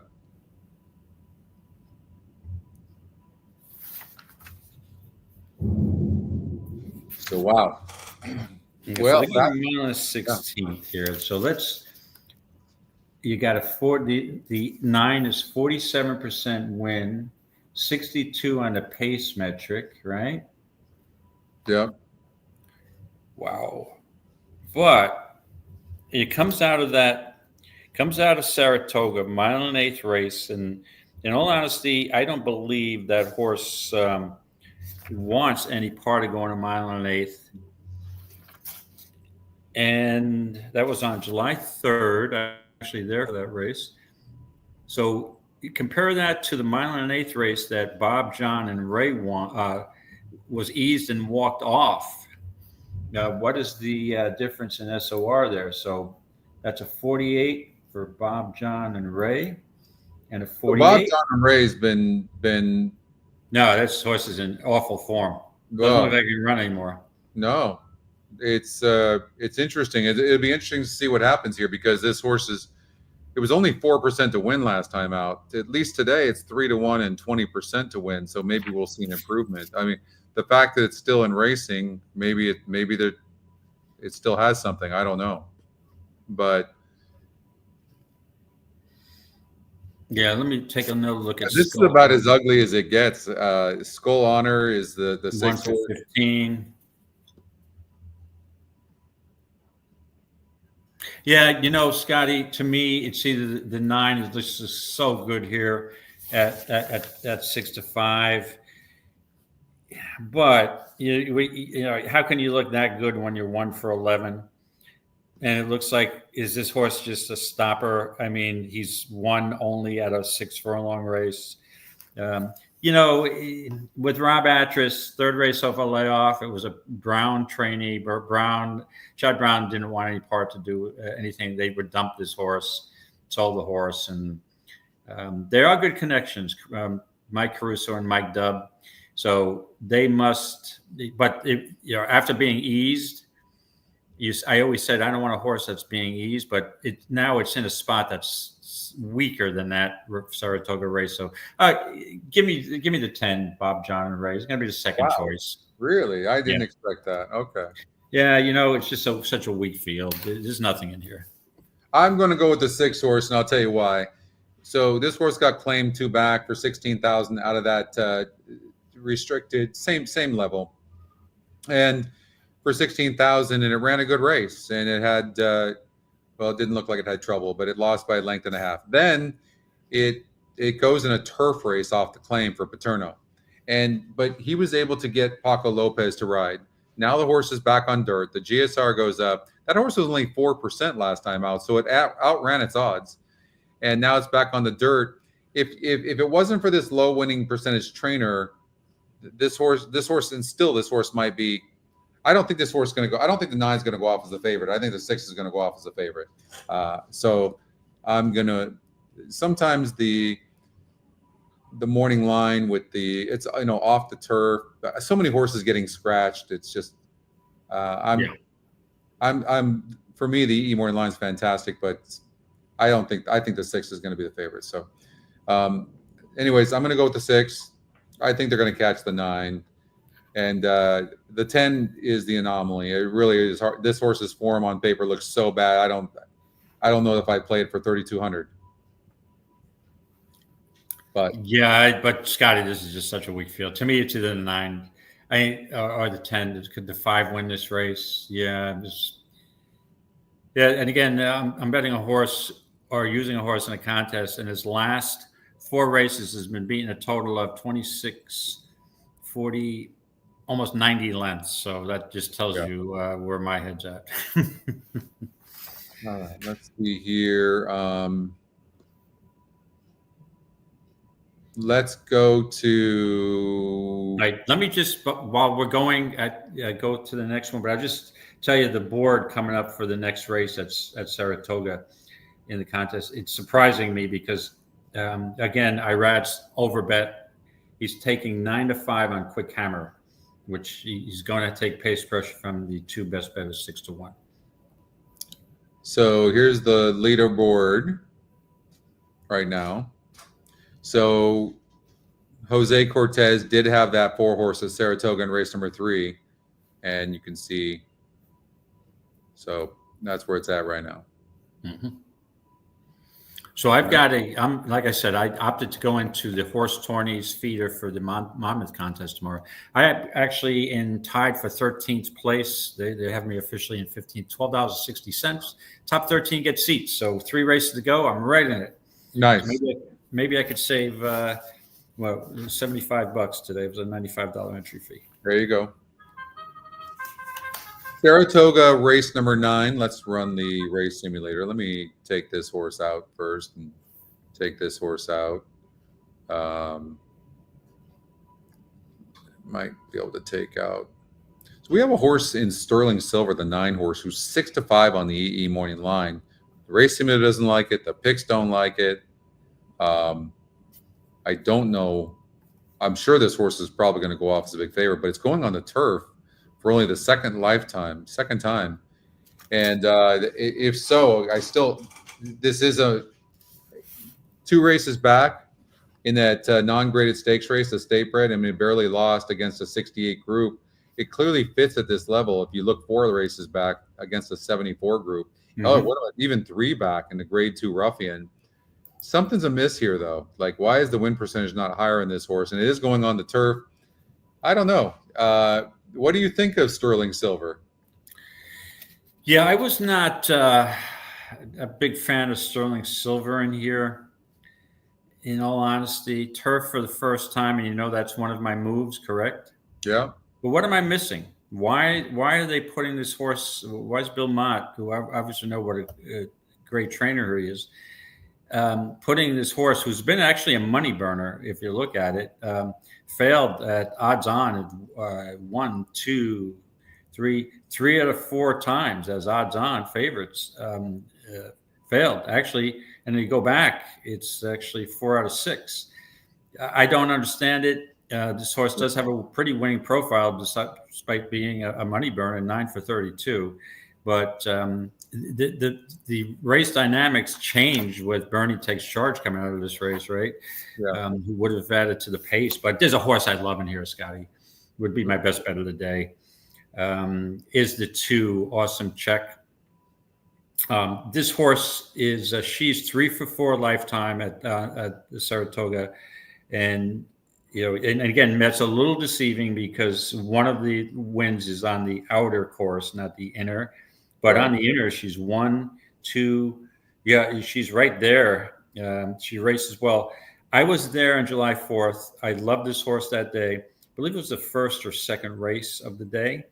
And I told my wife, I'm like, she asked me where I bet Awesome Check, and I'm like, blinkers on. It's inner turf. She draws the 3 posts. She's got a gun. There's no other speed, and she's versatile. She doesn't have to have the lead going a mile 16th. She's sat before behind the pace. You look at July 21st, 24. You look at August 14th on the inner turf in the Susie O'Kane, rated and scored. So that was the right move that day by Santana. There wasn't a lot of speed, and you didn't want to get behind. She just held off Vino Rogue, who probably was the best that day, but it's just Santana gave an awesome ride. So I think you look at the workout August 15th, 47-4 breezing. I like that work coming into here. Very good. Form, 4th race off a layoff. She did lose to Spinning Colors. However, that was her 2nd race off a layoff. Maybe she's the type of horse that needs to be raced into shape. She loves the course. And I think she's the one that's going to sit a perfect trip here. And she's not going to be on the lead. There's enough pace, and looks good to me. It's in a nice, cozy inside trip. And so I'm all over Awesome Check here. Yeah. What do you think of the 1 Moonage Daydream off the layoff? You're right. Off the layoff, I'll let this horse beat me. But anytime you have a horse who's 6 for 12 lifetime, 2 for 2 at the distance, 1 for 2 over Saratoga. But I think maybe needs to be right on the lead for this best effort. And with Spinning Colors in this race, Being Betty is not slow. Being Betty is going to chase that pace also. So I think there's enough pace here where the 2, I favor the 2 over the 1 based on her tractability. She's rateable. Yeah. Yeah, I'm looking at this race as you're talking. I mean, I did a little bit of handicapping on it. I thought that the contenders were 1, 3, 4, 7, 9, 10, which is no help at all to anybody. I'm definitely going to try to beat the 9. It looks like the class of the field. It obviously has the top SOR, but Spinning Colors, this one probably going to be on the lead, right? You would imagine the 4 will be on the lead. Oh yeah, mm-hmm. Yeah. 4's going to be on the lead, but let's see what the pace metric is. But I've used Being Betty before, who wired a field. Being Betty is pretty fast, and she does scare me a little bit in here. And yeah, you've got pace metric 86, 83, 82. There's your speed duel. One of them gets off slow. I know Being Betty's 1% to win, but man, if Spinning Colors ever got off slow, Being Betty could be in a clear lead also. So Being Betty is a horse. I may use her somewhere along the line and hit the board here with the 2. Yeah. Silver Skillet, the EquinEdge long shot. Here's a horse that was 39% last time out, and but that was sprinting. And 2 races back, the horse got 2nd, but stumbled against a similar field. But there's so many good horses in this race. It's so competitive. This horse is only 12% to win, but this horse could get completely ignored. Which horse is that? I'm sorry, Scotty. I was just checking the text. The 10 horse Silver Skillet. Yeah. Competitive, can rate. And Miguel Clement is sending out horses that his barn is just on fire. Picks up Rosario, Hot Rider. Wouldn't surprise me if that horse won. I actually think if you look at this first call, it looks like the 10 has some space to get in. The 6 and 8 and 9 are very slow. So it looks like the 10 could end up in like a 4th or 5th position, but not be too far back. for those reasons, right. I'm gonna actually take the 10. Okay, so Scotty's on the 10, Silver Skillet. I like the 1. I like the 1 as well, but I'm gonna take the 10. You are on. Remind me who you're on again. The 2, Awesome Check, my best bet of the day. Okay, 2 horse, Awesome Check, best bet for David, and then let's see here, my entries. All right, so race number 9, which is the 5th event, I'm going with the 10, and I like the 1 as well. In fact, I was last night when I was handicapping David, I said to myself, Flavian Pratt's likely to have a very big day. Yeah, no, I noticed he's on a few live contenders today. He's been riding well. Oh, he won race 1. All right. Yeah. All right, let's see how he did. Was he in race number 2? He was. He got 3rd in that race. He was not in race number 3, and he's in race number 4. He is on the 1 horse Peak, who I have. You're on the 6 horse Royal Tryst, who's not getting bet. No. The Peak is 3-1, so is the 3rd choice in race number 4. So we're gonna get out there. Let's see here. I'll be able to let you know what's going on in the race. Unfortunately, we can't show you that race. All right, unfortunately. And Scotty, just so you know, so when that race goes off, just let me know. You just start making your call. I had a call that I missed that I got to take. So while you're going through it, I'll wait and then do it. Yeah, now's a good time if you want to do that. Or okay, we'll do that. Yep. I'll be back in probably 2.5 minutes. You got it. Good luck, everybody. So the 2 best bet, the EquinEdge long shot, is, I think this horse might be tough gate to wire, but the 7 was so fast, I went away from it. But I also like the horse a little bit, this Brew Pub. Only 4 wins, but I actually think the 5 horse can be in the money. They're almost to the gate here in this race number 4. And again, I'm on Peak, who's 3-1. I'm happy with that. I think that this horse is going to sit on the inside a nice trip, and this horse was claimed by Robert Falcone Jr. for 12.5 2 races back, and then he moved this horse up to a $20,000 level, so double jumped this horse, and then the horse was 3rd in that race. So now back down to the claim level, and I think that the 1 is going to sit.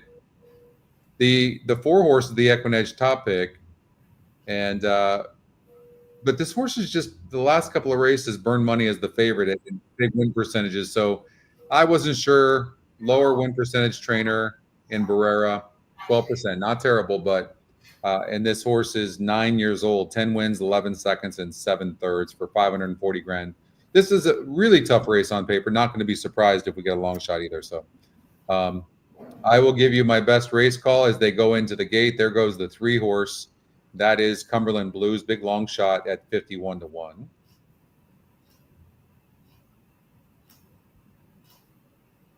The 4 horse Bold Endeavor, 5-2 second choice. But Quick Hammer, who I think needs the lead on the outside, going to be dueling early on with the 2 horse. We'll see what happens and how that horse breaks out of the gate.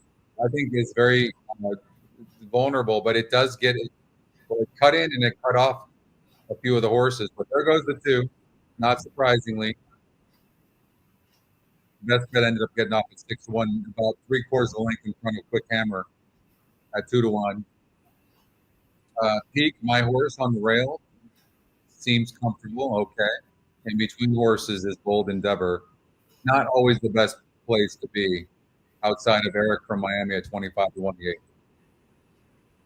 5 horse in the pink is about 5 lengths back, running nicely. And 3 horse, another 2 lengths back from there, and then way back is the 6 horse. I will say this about Quick Hammer, the 7 horse seems to be rating kindly.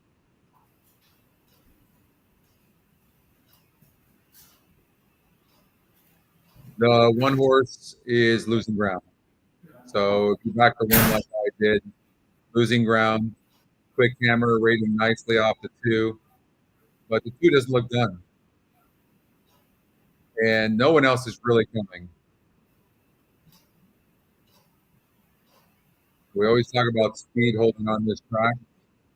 And the 2 horses pulling away at 6-1. Wow. Expands a little bit 3 has strengths in this. And here comes a Brupa. He did come back actually. He kind of ran in patches, but he's going to get third as the 5 horse is going to get second. Yeah, so the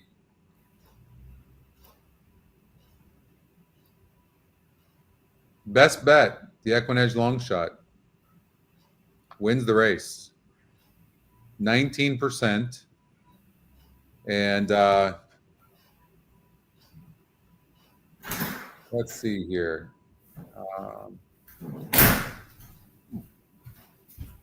Let's see here. So, okay. And then, so 2 does get the 1 didn't run good. 1 did come back and make a little bit of an effort. I don't know if the rail had something to do with it, but just didn't run good. So, Scotty, my second pick came in. If you pull up the 2, the notes on best bet, that was the other horse I thought that could go wire to wire. Didn't get pressed. No, the 2 won. The 2 won. Yeah, the 2 won. That's what I'm saying. I was going to go with either the 2 or the 6. I only have 1 entry. I went with the 6 over the 2. Yeah. And that's just either a speed duel or the 2's going to get brave on the lead. Irad really never, he did press him, but was never right on his flank there. Yeah. No, I mean, got the lead. We was talking about speed on this dirt course as well, too. That was, 19% to win as well. Yeah, so nice effort there. We talked about Quick Hammer. Quick Hammer seemed to be running good from that outside, but it also, if you look on paper, I mean, this horse looks like a horse that needs the lead. So right. I don't think Irad could have done anything different. But and then Brew Pub, I talked about the 5 horse, liking the 5 horse a little bit, and then ended up getting up for second. But your unofficial order of finish in this race is 2, 5, and 1. 2, 5, 1. 2, 5, and 1. All right, David. So we need to cover. We were talking about race number 9 over at Saratoga. I keep the 2 awesome check and my best bet of the day, and you took the 10 silver. I went with the 10. Yep. You just want to go to the 10th? Yep, and let's just go to the 10th. We'll go to Saratoga 10. Yep. Okay, Saratoga 10th. Let me just pull it up. And this is a total head scratcher, 5.5 furlong sprint, which in all honesty, I haven't had much success at this current meet. These races are wide open. The trip so often wins, and either you got a couple speed horses, 1 or 2 get off slow, and then you have a 14-1 horse going wire to wire. Yeah. So let's see what the race simulator. I have a little bit of an opinion here, but the one thing that I will say, I don't want the 4 Alexis Zorba, who's going to be the favorite, because I think this race is too wide open. Even though if you look at the pace metrics and they're 88, this horse is going to be on the lead for a long time. But do you really want a horse in a non-winners 2 lifetime who's 1 for 19? I just can't do it. I just can't do it. Yeah. Not happening. No, I think, what it will do is we'll take away this horse in the race simulator. And when you do that, look at what you've got. I mean, so if you're right, like there's some value right here, but which one are you going to take? Correct. Right. So let's get into some of the value horses here. I mean, you've got Alexis Zorba, 44% win, 88 pace metric. But again, we've gone back to the point. He's basically 1 for 19. Even though I took a horse who's 1 for 16 earlier, but that was in a maiden, much lower level race with weaker competition. You've got some horses here who I just hope that horse was that horse scratch. Okay. Let me mention that there's a couple of horses who I think could run better here. And one is the 10 Hard Par for Ray Handel, just for the fact that this horse, in his third race off a layoff, just got off slow last time out. So that's a total throw out. That horse was bet down to 9-1 that day in a 10 horse field in another very competitive race. Yeah. So yeah. But now it draws outside and it always breaks slow. And I like this horse, and I can understand why you brought it up. But it barely got up to win, breaking its maiden, and it finishes, but it breaks slow. And this is a tougher group. This is a tougher group than last time, even, and it draws outside. 25-1 EE morning line, 1%. Like, I think this horse could get in the money, but on the win end, I don't see it. Personally. Yeah. Hard part, I don't see it. I think the horse can run better. I thought Film Academy had a shot here. I also took a glance at the 11, Holding the Line, who picks up the Tory, but off the layoff for Wesley Ward. Obviously a contender, but I may be willing to pass on that horse based on the layoff. Identity Crisis is a contender. Your second highest pace metric should be stalking the pace of Alexis Zorba. But my question is, does this horse want to stalk, or does this horse need the lead? And there goes another possible pace duel. So the horse that I came up with here, who I think is really sneaky, is the 8 Nano Man.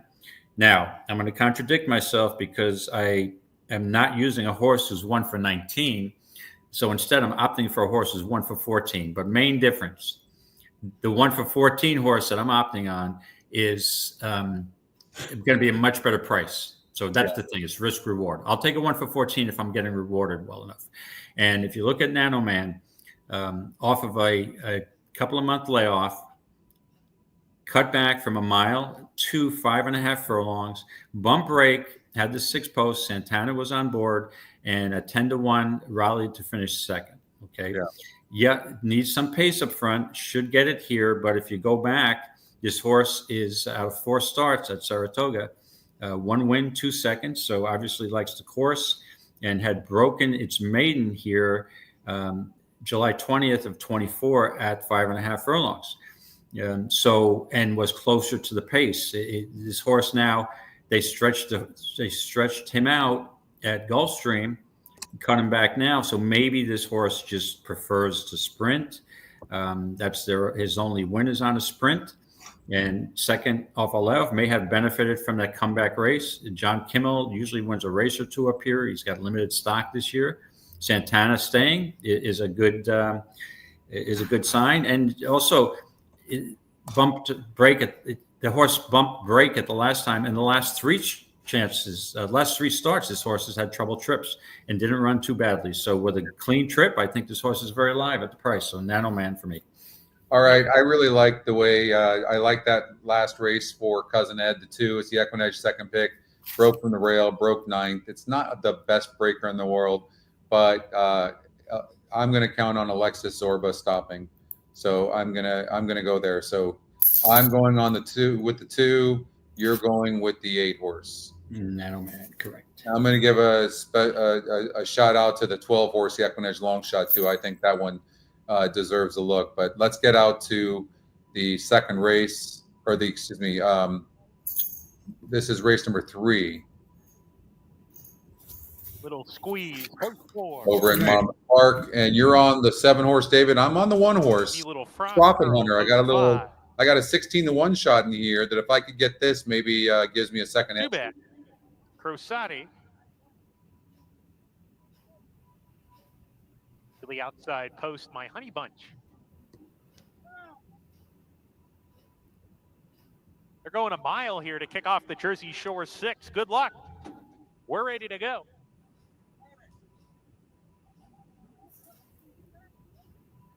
And My Honey Bunch bobbled just a little bit coming out of there. No problems from Me Little Frost Girl, who's on the lead. Little Squeeze right behind in the blinkers today, running in second. Crozati alongside as they go into the first turn. My Honey Bunch about 4 paths off the rail in the 4th position with Hepantia. Spanish Girl, Profit Hunter at the back together as they round the clubhouse turn. Me Little Frost Girl on the lead, carving out the fractions. A length in front of Crozati.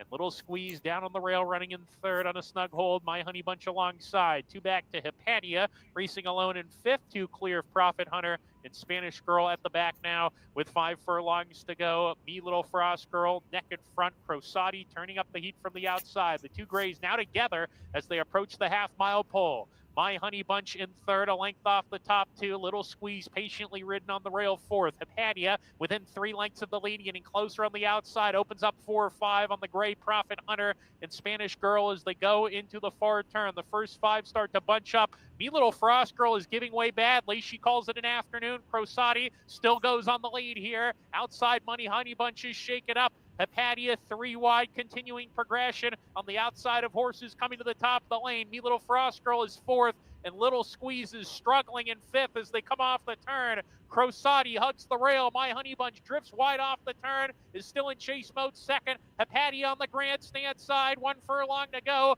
Crosati leads the way. My Honey Bunch and Hepatia chasing 2nd and 3rd. Crosati with a 16th to go. She's got it. She's scampered away to a 2.5 length lead, and she will prevail under Melissa Iorio. Battles for 2nd. All right, we talked about the speed, right? Yeah. Unfortunately, I went with the 7. Yeah. Stalked cost himself any chance to win with that wide trip around the turn.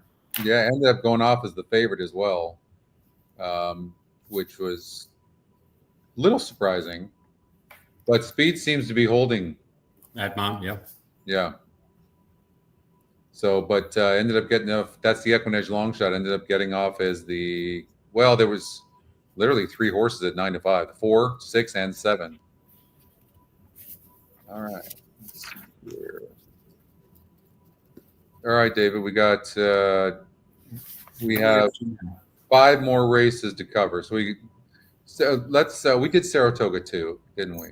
Let's see here. Yeah, so I was on the Nano Man. You were on the 8, and then I was on the 2, Cousin Ed. Cousin Ed. Now, I've got a question. Is Cousin Ed related to Mr. Ed? It could be. Wins the photo for 2nd. Maybe that's a good sign. That's a good hunch play. That's a good hunch play. 6, 7, 3, 5, your top 4. Okay. Matt Dinnerman with that call right there. And you're going to play Gulfstream Park. Race number 5 is coming up very shortly. There's a big favorite in the race. That's the what's the next on a hit parade on the qualifier? Well, we've got just Delmar races. Delmar 1, 5, 7, and 8. So that's it. We're done with your Monmouth. That was the finale. Okay. All right. So Delmar, I am really 5 and 7 not furlongs. too enthused about their on cars. Armio. He looks for a back-to-back what race is the racing first win. one? Chancelicious is in. They're ready for a start. We're just going to watch this race. Sure. Chancelicious was away just okay. She's High Maintenance was away well up on the inside. Here's On the Nile moving out to challenge. On the Nile put on the lead here by Boulanger. Second is Chancelicious, and at the rail it's She's High Maintenance and joined third with her stablemate Classic Ballad. The one with no early speed is Kilkenny Bella. And the run to the opening quarter. They're strung out here, and On the Nile is on the muscle. She's now 2.5 in front. Chancelicious is off the speed in second. The quarter speed was 22-1. Then it's a gap of another 2.5 to She's High Maintenance, who moves up inside of Classic Ballad to take over third. A long way last is Kilkenny Bella. That they speed around the far turn at the 5/16. Not expected, but it's stopping. There goes up and by On the Nile, who puts the cue in the rack. 3 wide. It's Classic Ballad, 2-path, working harder. She's High Maintenance. So the 3 favorites are 1, 2, 3 through a 45-second half mile. Less than a quarter of a mile to come now, and Chancelicious nursed nicely on the top end by Jaramillo. She's now at the top of the stretch with a 1.5 lead. Vasquez working overtime on She's High Maintenance to try to go get her. Floating right off the corner was Classic Ballad. They're on their way home. Chancelicious, an 1/8 of a mile from home and 2 on top. She's High Maintenance down the center to try to go get her. Here comes She's High Maintenance down the center. Chancelicious and She's High Maintenance. She's High Maintenance is getting up, and She's High Maintenance will win it going away. Chancelicious was second. Third was Classic Ballad, and fourth was Kilkenny Bella. 8 to 5 EE 1-23 and 1. Just disappointed there. All right. Well, I thought we would throw that in there. Let's see here. Okay, a question from John. Hey, John. What platform do you use to watch these races simultaneously? So we we have a partnership with RTN, and so we're able to show, but it's actually through a portal. We can't just show it from our website. So we're able to show some of these races. That's how we do that. All right. Okay, so we got Delmare 1 is what we have to cover. Delmare 1. Okay, let me pull that up. Oh, that's right. Yeah, I did handicap that. Okay, let's run this race.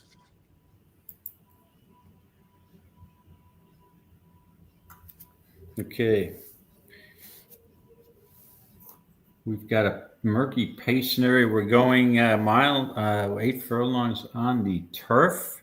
It's a maiden $50,000 claimer, and we've got a big favorite, Goat Ski. EE morning line at 1 to 2. Yeah. Currently even money, dropping down. First time from a maiden special to a 50 claimer. 50 SOR group to last time out to a 44 group today. May be tough to beat. But the question is, loses ground in the last two races. Is he prefer to sprint? Or at this lower level, is the horse most likely, or she most likely to hold on here? Looks very tough. Also a horse to watch. You can see the badge there, and 52%. So when you're so this is unusual. Top pace, top win, top SOR, top GSR, lowest EE morning line, top pick. I mean, when that happens, these horses win 52% of the time for a negative 5% ROI. That's after takeout, of course. And they're in the money 83% of the time. I mean, it's going to be very tough to catch this horse. And Honey Joe, I mean, I guess, even though this one apparently is dropping in class, that was a state bred. It's training good. Dan says this horse is training good, but it was training good going into the August 3rd race as well. It's steadied. So maybe if you want to believe, it was 31% to win. It didn't run a lick. I know it steadied some, but it didn't run. Now it's dropping in for a tag. Braysu does drop a board, but this is a third different jockey. That makes me like the 2 Goatski that much more. You, David? Yeah, I looked at Honey. I'm trying to make a case for Honey Joe because you get a little bit of a better price, right? But these state thirsties, to me, they're more likely dirt horses. And considering the fact this horse has only got a 44 GSR, but again, is dropping from the maiden special to a 50. That SOR that day was a 44, but it was a 44. So it's another 44 group. That's a Calbred, right? These are Calbreds. It may be tough to make a case, but it wouldn't surprise me because maybe the one will get a little late on the lead. I'm sorry, the 2 Goatski. And we haven't seen the 5 stretch out yet. Freyzu for Urton's having a good meet. But until the horse stretches out and shows me a little bit, it's a little tough to take. I don't know what happened to Z's wardrobe last. Bump start, you could throw the race out. It wasn't bet at all at 40 to 1. That was on July 27th. Was that the same race that Goatski comes out of? Yes. So Goatski that day was a big favorite, and Z's wardrobe was 40 to 1. So that tells you something. There's nothing in here. I guess you have to go with Goatski. This horse is going to go. This horse is going to go off at 1 to 2, but take the points. That's why I'm spreading out to some long shots to hit some because you get horses like this, and you just have to take the money. I just don't see it. Like maybe the 3 Strawberry Tizzy. I mean, this one certainly has the credentials with this drop in class. This would be the other horse for me. I just didn't really love the GSR. I'm not sure that Strawberry Tizzy is a turf horse or a dirt horse for that matter. That's why I like the 2 that much more, because the 3 looks like a player in here, and I really don't love it. The GSR is just okay. So I'm gonna the 2 horse has the top GSR. Everything is pointing towards this 2. I agree. And again, the only other horse that I may consider, if I had 2 entries going forward, I probably would use Honey Joe on the other one. But in this case, Goatski looks like an overwhelming favor. So I'm just going to take the money and run. All right, Delmare race number 5. We have 3 more races to do. 5, 7, and 8. Let's run this race. All right, the 5th race at Delmare. Let me just get it up on my EquinEdge here.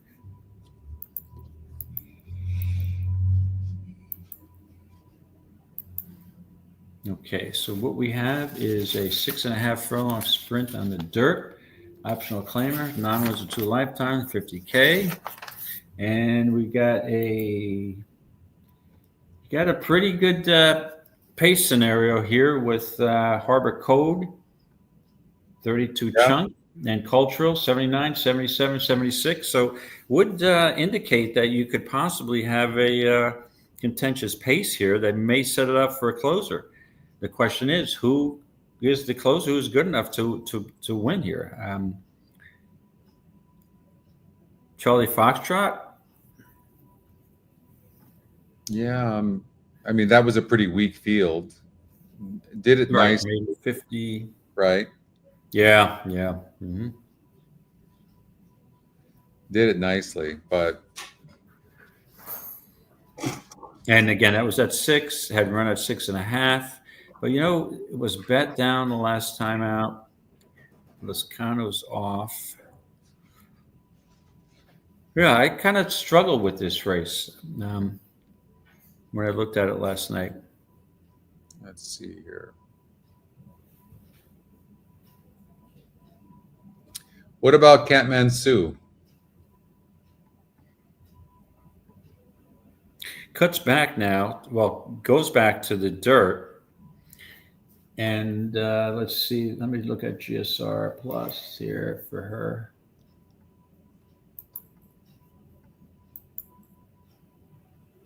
$55 in the dirt, 51 in the turf. So maybe that's maybe he is a possible player here. 1 for 9 lifetime. Let's see here. Has won over the Delmare main track, but 5.5 furlongs.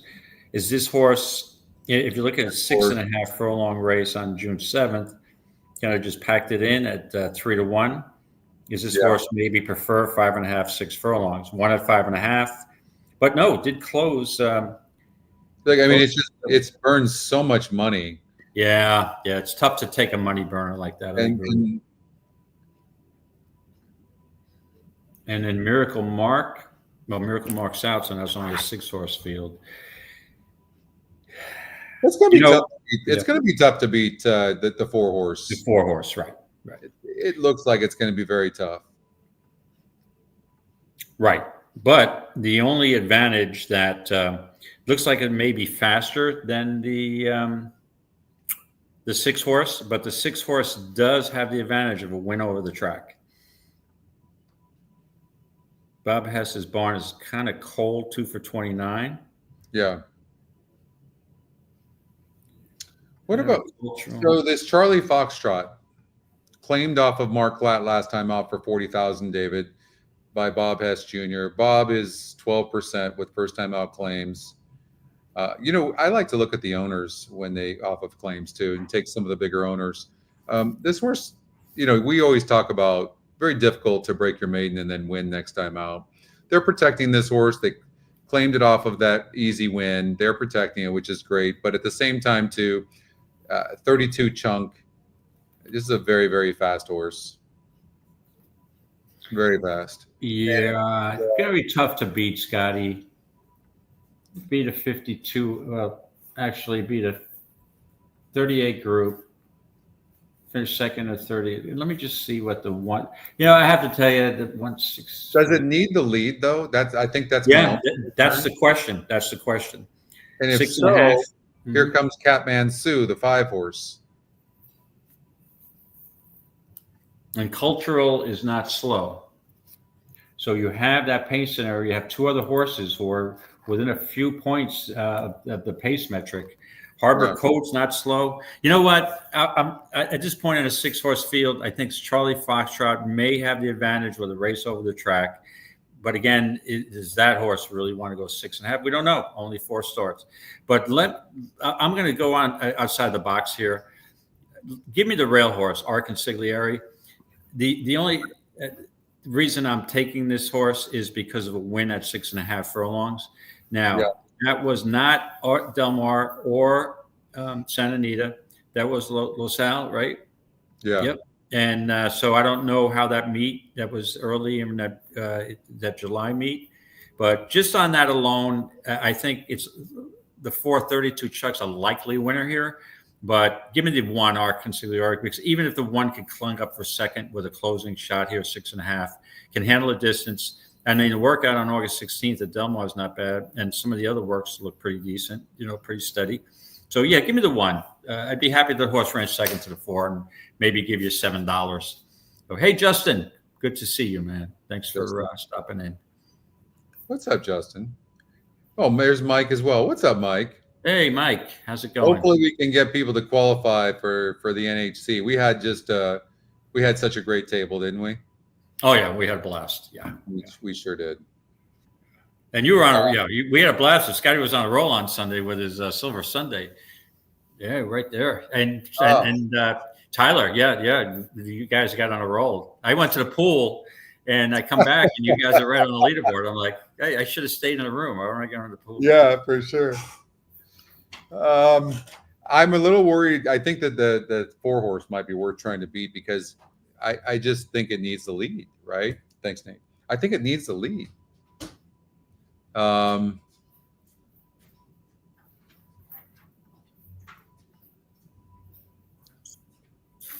But the one thing I will say is it faced a 52 group last time out, but it was only 5% to win.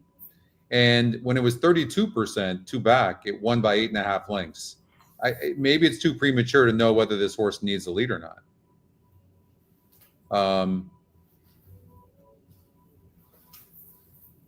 Saratoga race number 5 is coming up. We could watch the backtrack of this Santa Anita race. 6-1 Santa Anita 3. Let's see here. Yeah, we can watch that.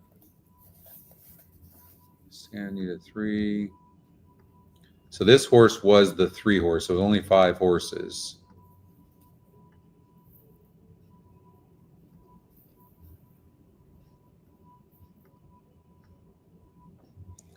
So let's take a look and see if we can catch any signs. Horse Dynasty, the heavy favorite, took a bad stumble and is last early on.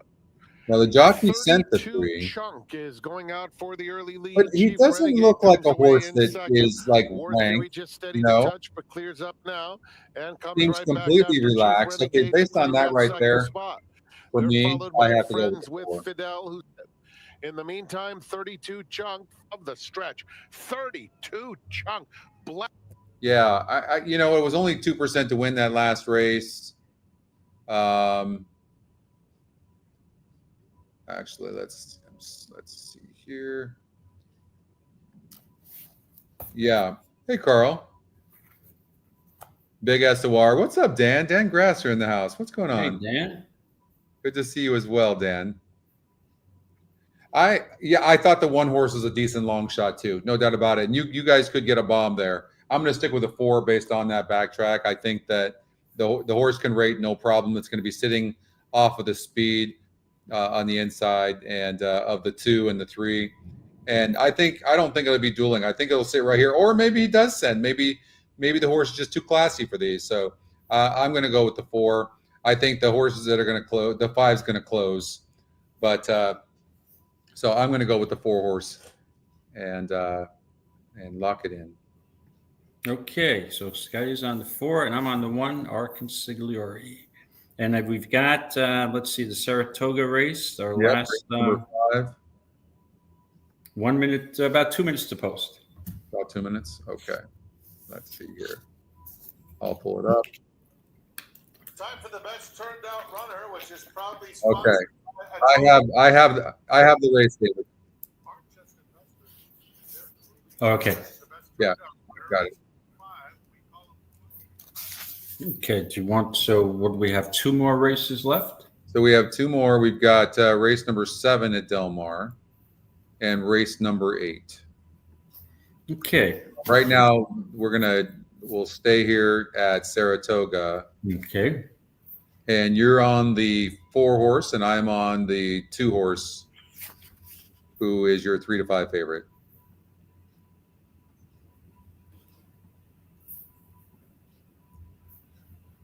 All right. And I'll be right back. Okay.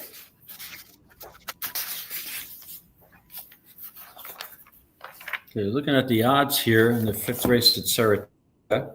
Yep, the Tarpaulin, was the likely prohibitive favorite, is actually 3 to 4 at this point. We have then for second in the wagering, we've actually got the 5 as a second. Well, now we've got a 3-way tie for second. Taking money here is Diabolical, the 4, the 5 we call them Fun Coupons, and also Sitting Chili. So we got 3. We're at 5 to 1. Now I'm leaning towards Diabolical, Jockey Switch, and hopefully getting a better trip than last time out. And if not, it'll be a 2-4 exactly for me.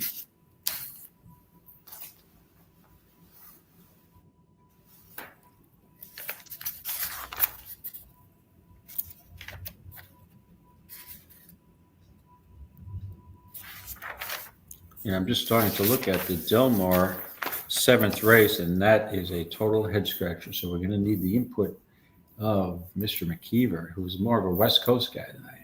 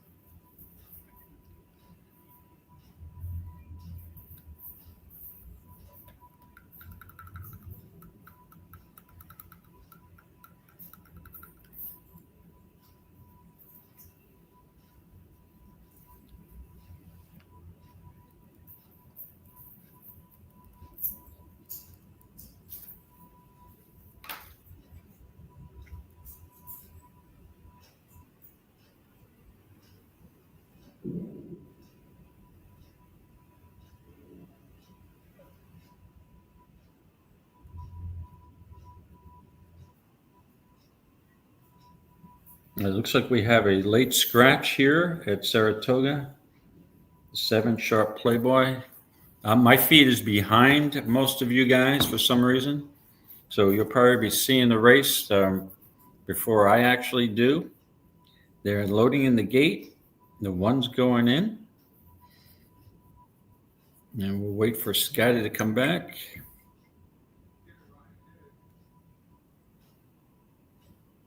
All right, beautiful.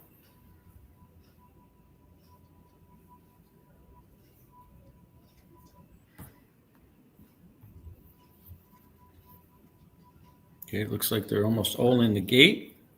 Again, my feed just went out.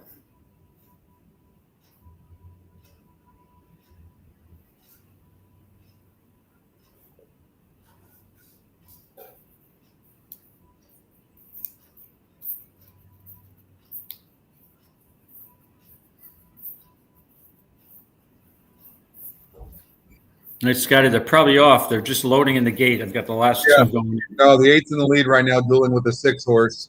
The 2 horse is sitting very nicely in 3rd.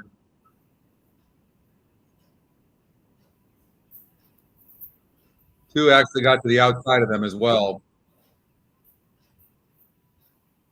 Sitting silly, the 6 horses on the rail, though. But 2's running very nicely. The 4 horses kind of fighting on, but all out. But, I mean, the 2 is just cruising to the top. 8's going. The 2 was just asked right now, and then answered the questions so far. It's very, very difficult to catch the 2. 6 is making a nice effort, but Going to most likely have to sell it for second. It's going to be 2, 6, 8 might hold on for third. Wow, easily. Yeah, logical at that price. Yep. Let's take a look at that. But yeah, that was easiest type of winner. Should have went with the chalk, but that wouldn't have helped either. Wow, that's an easy win on the board for Linda Rice, huh? Yeah, I mean that horse won for fun. We talked about that claim the horse last time out, but look, it's a $36,000 purse, and what a nice claim that was. And won easily. Was 46% to win. And the 6 horse, how about the 6 horse who was 15 to 1 on the EE morning line? This horse ended up getting off at 5 to 1, and that was also the EquinEdge second pick. Yeah. Mm-hmm. Yeah, I missed that one. Yeah. That exacta paid $9, so nice exacta there. All right, we have 2 more races to cover over at Delmare. We have race number 7 and 8, so let's get out there. Okay, the 7th race at Delmare. We got a mile and a 16th going on the turf course for $40,000 claimers. And I will tell you, Scotty, this to me was probably the most wide open head scratcher on all of these contingent of races here. So I don't even know where I'm going. So let's roll it. Let's roll the tape. All right. You know, sometimes in some of these wide open races, in all honesty, and it comes to like, okay, you know, you'll say if this was hypothetically a mandatory race at the NHC, yeah, I start handicapping and I just can't, you know, get a handle on it. At times, I'll just go with like the trainer that I normally is my go-to trainer. Yeah. That's what I might do here. But let me just take another look here. And my go-to trainer, if you'd like to know, would be Doug O'Neill, who's on Ghazali. It was interesting for 6 to 1 track morning line, an EE morning line of 25 to 1. So maybe that's not the best choice. But first time on the turf at curling, actually no, second time on turf. But interesting move that the 3 has been in 20 races and only tried the turf once and going back now to the turf off the claim. Interesting. Yeah. Beef Winslow is an interesting horse because it's been claimed for 50,000 in its last 2 races. Bob Hess claimed the horse last time out, and the horse has had trouble in the last. Crowded at the start. Yep. And floated out. The last couple of races broke slow. You know, it's not that this horse is the best breaker in the world, but it's broke better than that. But when horses break slow, sometimes it's an indication maybe there's an issue. I don't know. I mean, they claim the horse for 50. The horse is in for 40 right now, but the purse is 51,000. So it seems like a logical spot for me. Right. Bob Jr. is 12% off a claim. The fact that he puts Hernandez aboard, he's only ridden Hernandez 4 times in the last few years, but they've won 2 of 4. I mean, the 8 looks like a logical player. The 5 horse Daddy Man Shines will get some action, but this one's a terrible breaker, and it hovers way back there. It is dropping in class, so it's certainly a player in a wide open race. Barrio, who's only a 13% win jockey, but I really like Barrio on the turf. Mm-hmm. Barrio's proven to be very reliable on the turf. But can this 7 go wire to wire here? I mean, the trainer Ryan Hansen is ice cold. 1 for 27 at the meet. 3rd race off the layoff. There's not a lot of speed in here, right? Besides him and the 4. Here's the EquinEdge long shot. Yeah, the EquinEdge long shot. Maybe so in a race that I just cannot get a handle on. And in all honesty, if I was playing this is a race I'd probably pass and maybe just an entertainment wager. But what about the 1, Kassan? Are you familiar with that trainer, Mike Reinford? Not really. I mean, he didn't run badly last out at 26-1, but off the layoff, he's probably cheap. He's probably too cheap here. 4 wins. By the way, thank you, Dan, for that. Tell Erica, give Erica my love. Erica's one of the OGs. Don't forget, Oldie and Justin are doing the Weekend Stakes preview show in 30 minutes to cover all the stakes racing. Yeah. Okay. Thanks for the info. We get to go back to back. So no pressure for us to finish or anything. Oh, no, nothing. Thanks for putting a pressure on us, gentlemen. Yeah, exactly.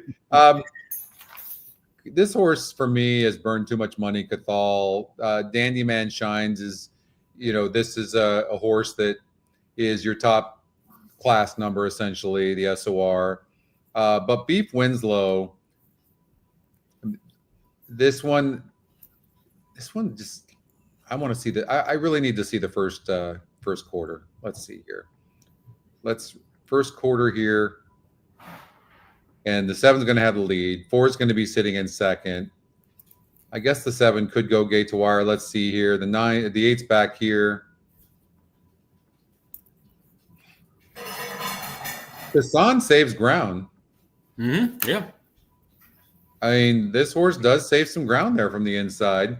It's not the best breaker, so maybe it might not matter if you don't break good. Maybe, but Daddy Man Shines. This horse broke bad the last couple of races, pulled on heels.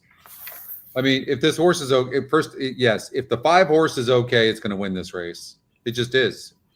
It's just very classy for these. Win percentage goes up.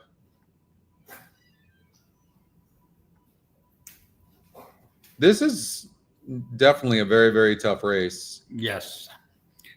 And he's won 2 races over the 5 has won 2 races at Delmare over the turf. I reluctantly, what about, he's probably too cheap. What about Kawasaki? 0 for 3 at, maybe the distance is an issue. Well, no, won a mile at 1 1/8, 2 back. That was a cheaper race. Kawasaki. Freysu and John Sadler, you can't eliminate them. I mean, this horse is dropping in class. It was facing better the last couple of races. Second off the layoff. I mean, it's likely to run a better race as well. I've settled. When in doubt, and if your go-to trainer, you're not sure about how this horse is meant for turf, and it's a dubious decision in my opinion, that they're just like looking for grasping for straws. To me, there's nothing wrong with the 2 Kawasaki at a price. At 8 to 1 morning line, 10 to 1 EE morning line, 2 back, 1 at Santa Anita going 1 1/8, and was bet. It seems like even though 0 for 3 at this on this surface and never won at but has won at 1 1/8, so that doesn't bother me. And Baltus is having a pretty decent meet here. So yeah, let me go with the 2. It's almost like a guess. You got to pick somebody, so I'm going to go with the 2 Kawasaki. My other pick, I'm really tempted to go with the 7, the Scotty Longshot, Joel Shalala, because I just think that this horse could possibly wire the field. So it would be like flip a coin between the 2 and the 7, but I'll go with the 2 here. Yeah, and I mean, it does look like the 7's going to have an easy lead. It really does. Yeah. I mean, it could be very, very tough. The 6 horse Cathal. Kind of like this horse as well.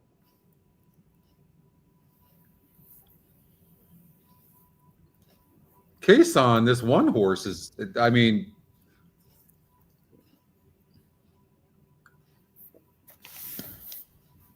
there's nothing wrong with this horse. Cathal or Kason, you mean? Yeah. Kason, yeah. But and Cathal as well. Yeah, but Cathal Scotty comes from so far back. Yeah, I don't know that he's only got a 12, so really there's got to be a pace meltdown. But as one, I mean, as one and it's a lot of cases is just flying late and misses by a neck, a length. It's just this horse. Once this horse gets rolling, but it does need a pace. But now it does drop from an SOR of in the last of 60. Well, it's just slight drop to 62. It's more of a class drop.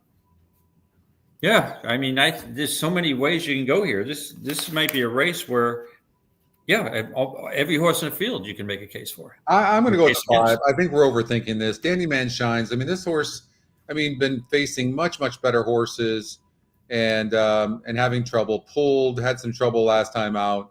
Second off the layoff. I mean, this horse had 3 straight layoff lines prior, so it makes sense as to why they're like, hey, this horse has some physical issues. Let's put this horse in for 40.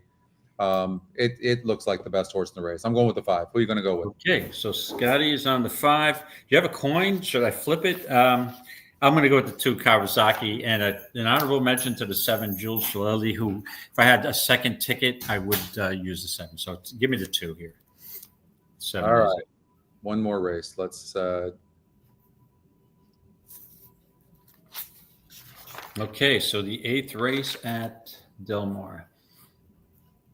And and I'm surprised, Scotty. I was never aware that Delmare ran 12-5 maiden claimers. Well, yeah, things have changed in Southern California.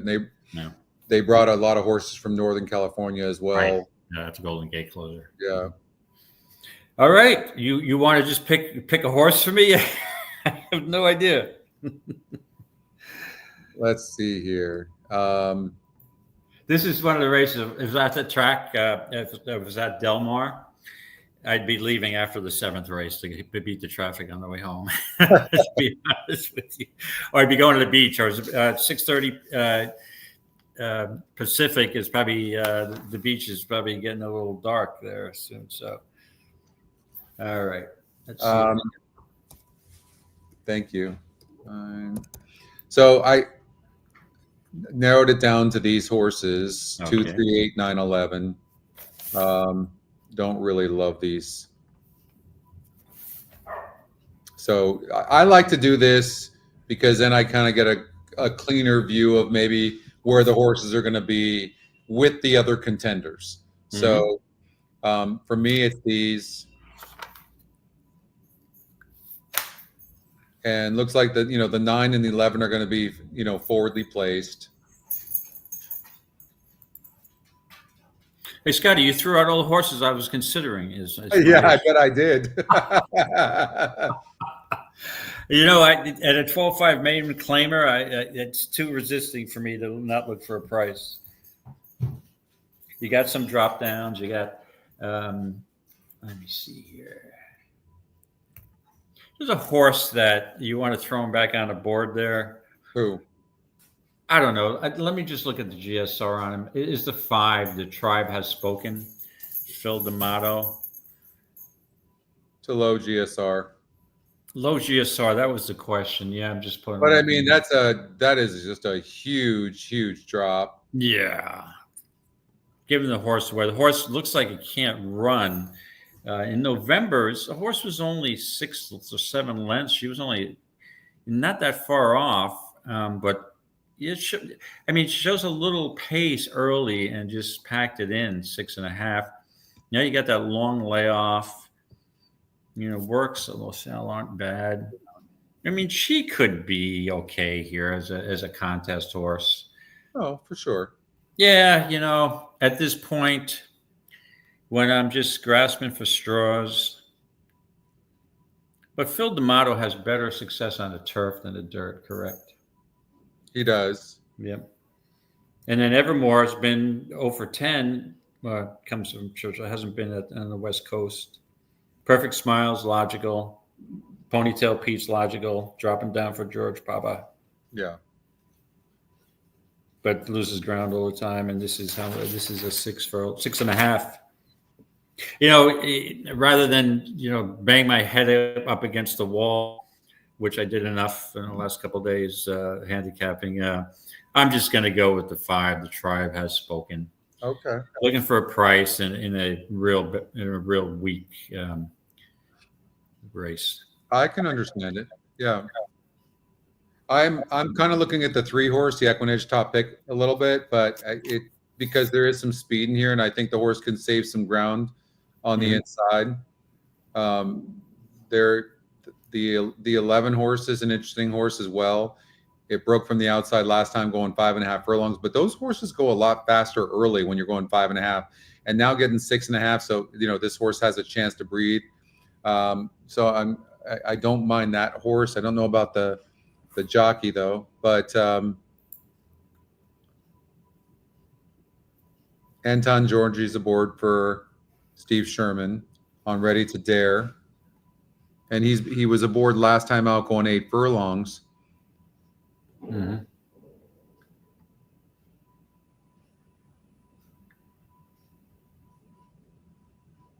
What about this too, Lena Lingard? That's the horse I was just looking at. It's funny that you mentioned that, my friend. Right. Has one wire to wire at the distance at Los Al, but doesn't have the top pace. But did rate a little bit. I'm sorry, didn't win. It finished a good second at 13-1. Yeah. There's only a 7-horse field though. Gets Lasix.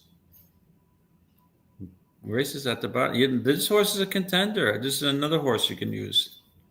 But let's see, 20. So yeah, the 2 is somebody I could use, but I think I'm going to opt for the better of the 2. A little bit of a better price with the 5. The Tribe has spoken, but I see your point. The 2 would probably be my second choice. Dan says the 3 is working well. So, and then the 8-horse Evermore, the EquinEdge long shot for Hargi coming in here, and last seen at Churchill Downs. And this one's in for 12.5. Now, I'm not familiar with the trainer, Hargi. Is he a West Coast guy? Is it a Northern California trainer? I'm not sure. I'm not sure either. We've got a couple of trainers here I'm not sure about. Because he sure isn't a Kentucky guy. I would have known. I would have recognized his name. Yeah. I'm going to go with the 3-horse. You're going with the 5. I'm going with Ready to Dare. So I'm going to go. I like the 8-horse a bit, but I'm going to go 3-8. 3-8. Yep. Okay, 3-8, and I would be on 5-2. We are totally on different pages here. All right. All right. Well, thank you, everybody. Don't forget the Weekend Stakes preview show is coming up, and appreciate all of you that contributed to the show today. David. Yes. We'll be back next week, I'm sure. Yes, Labor Day weekend. We should be good next Friday, and hopefully we'll get on a roll going to September, October, the fall, as we get down towards the end of the year, and start getting some people qualified. And you're getting to September. We're narrowing down. You got the last quarter of the year coming up, and then you got the NHC 3 months later, so we're not that far off. Nope, exactly. So plenty of time to qualify, though. You got plenty of time to qualify. So hopefully we can do good today. Good luck today, and we'll see you next week, okay? All right, thanks, everybody. Scotty, it's been a pleasure. Thanks for listening, everybody. Catch you next week. Have a good day.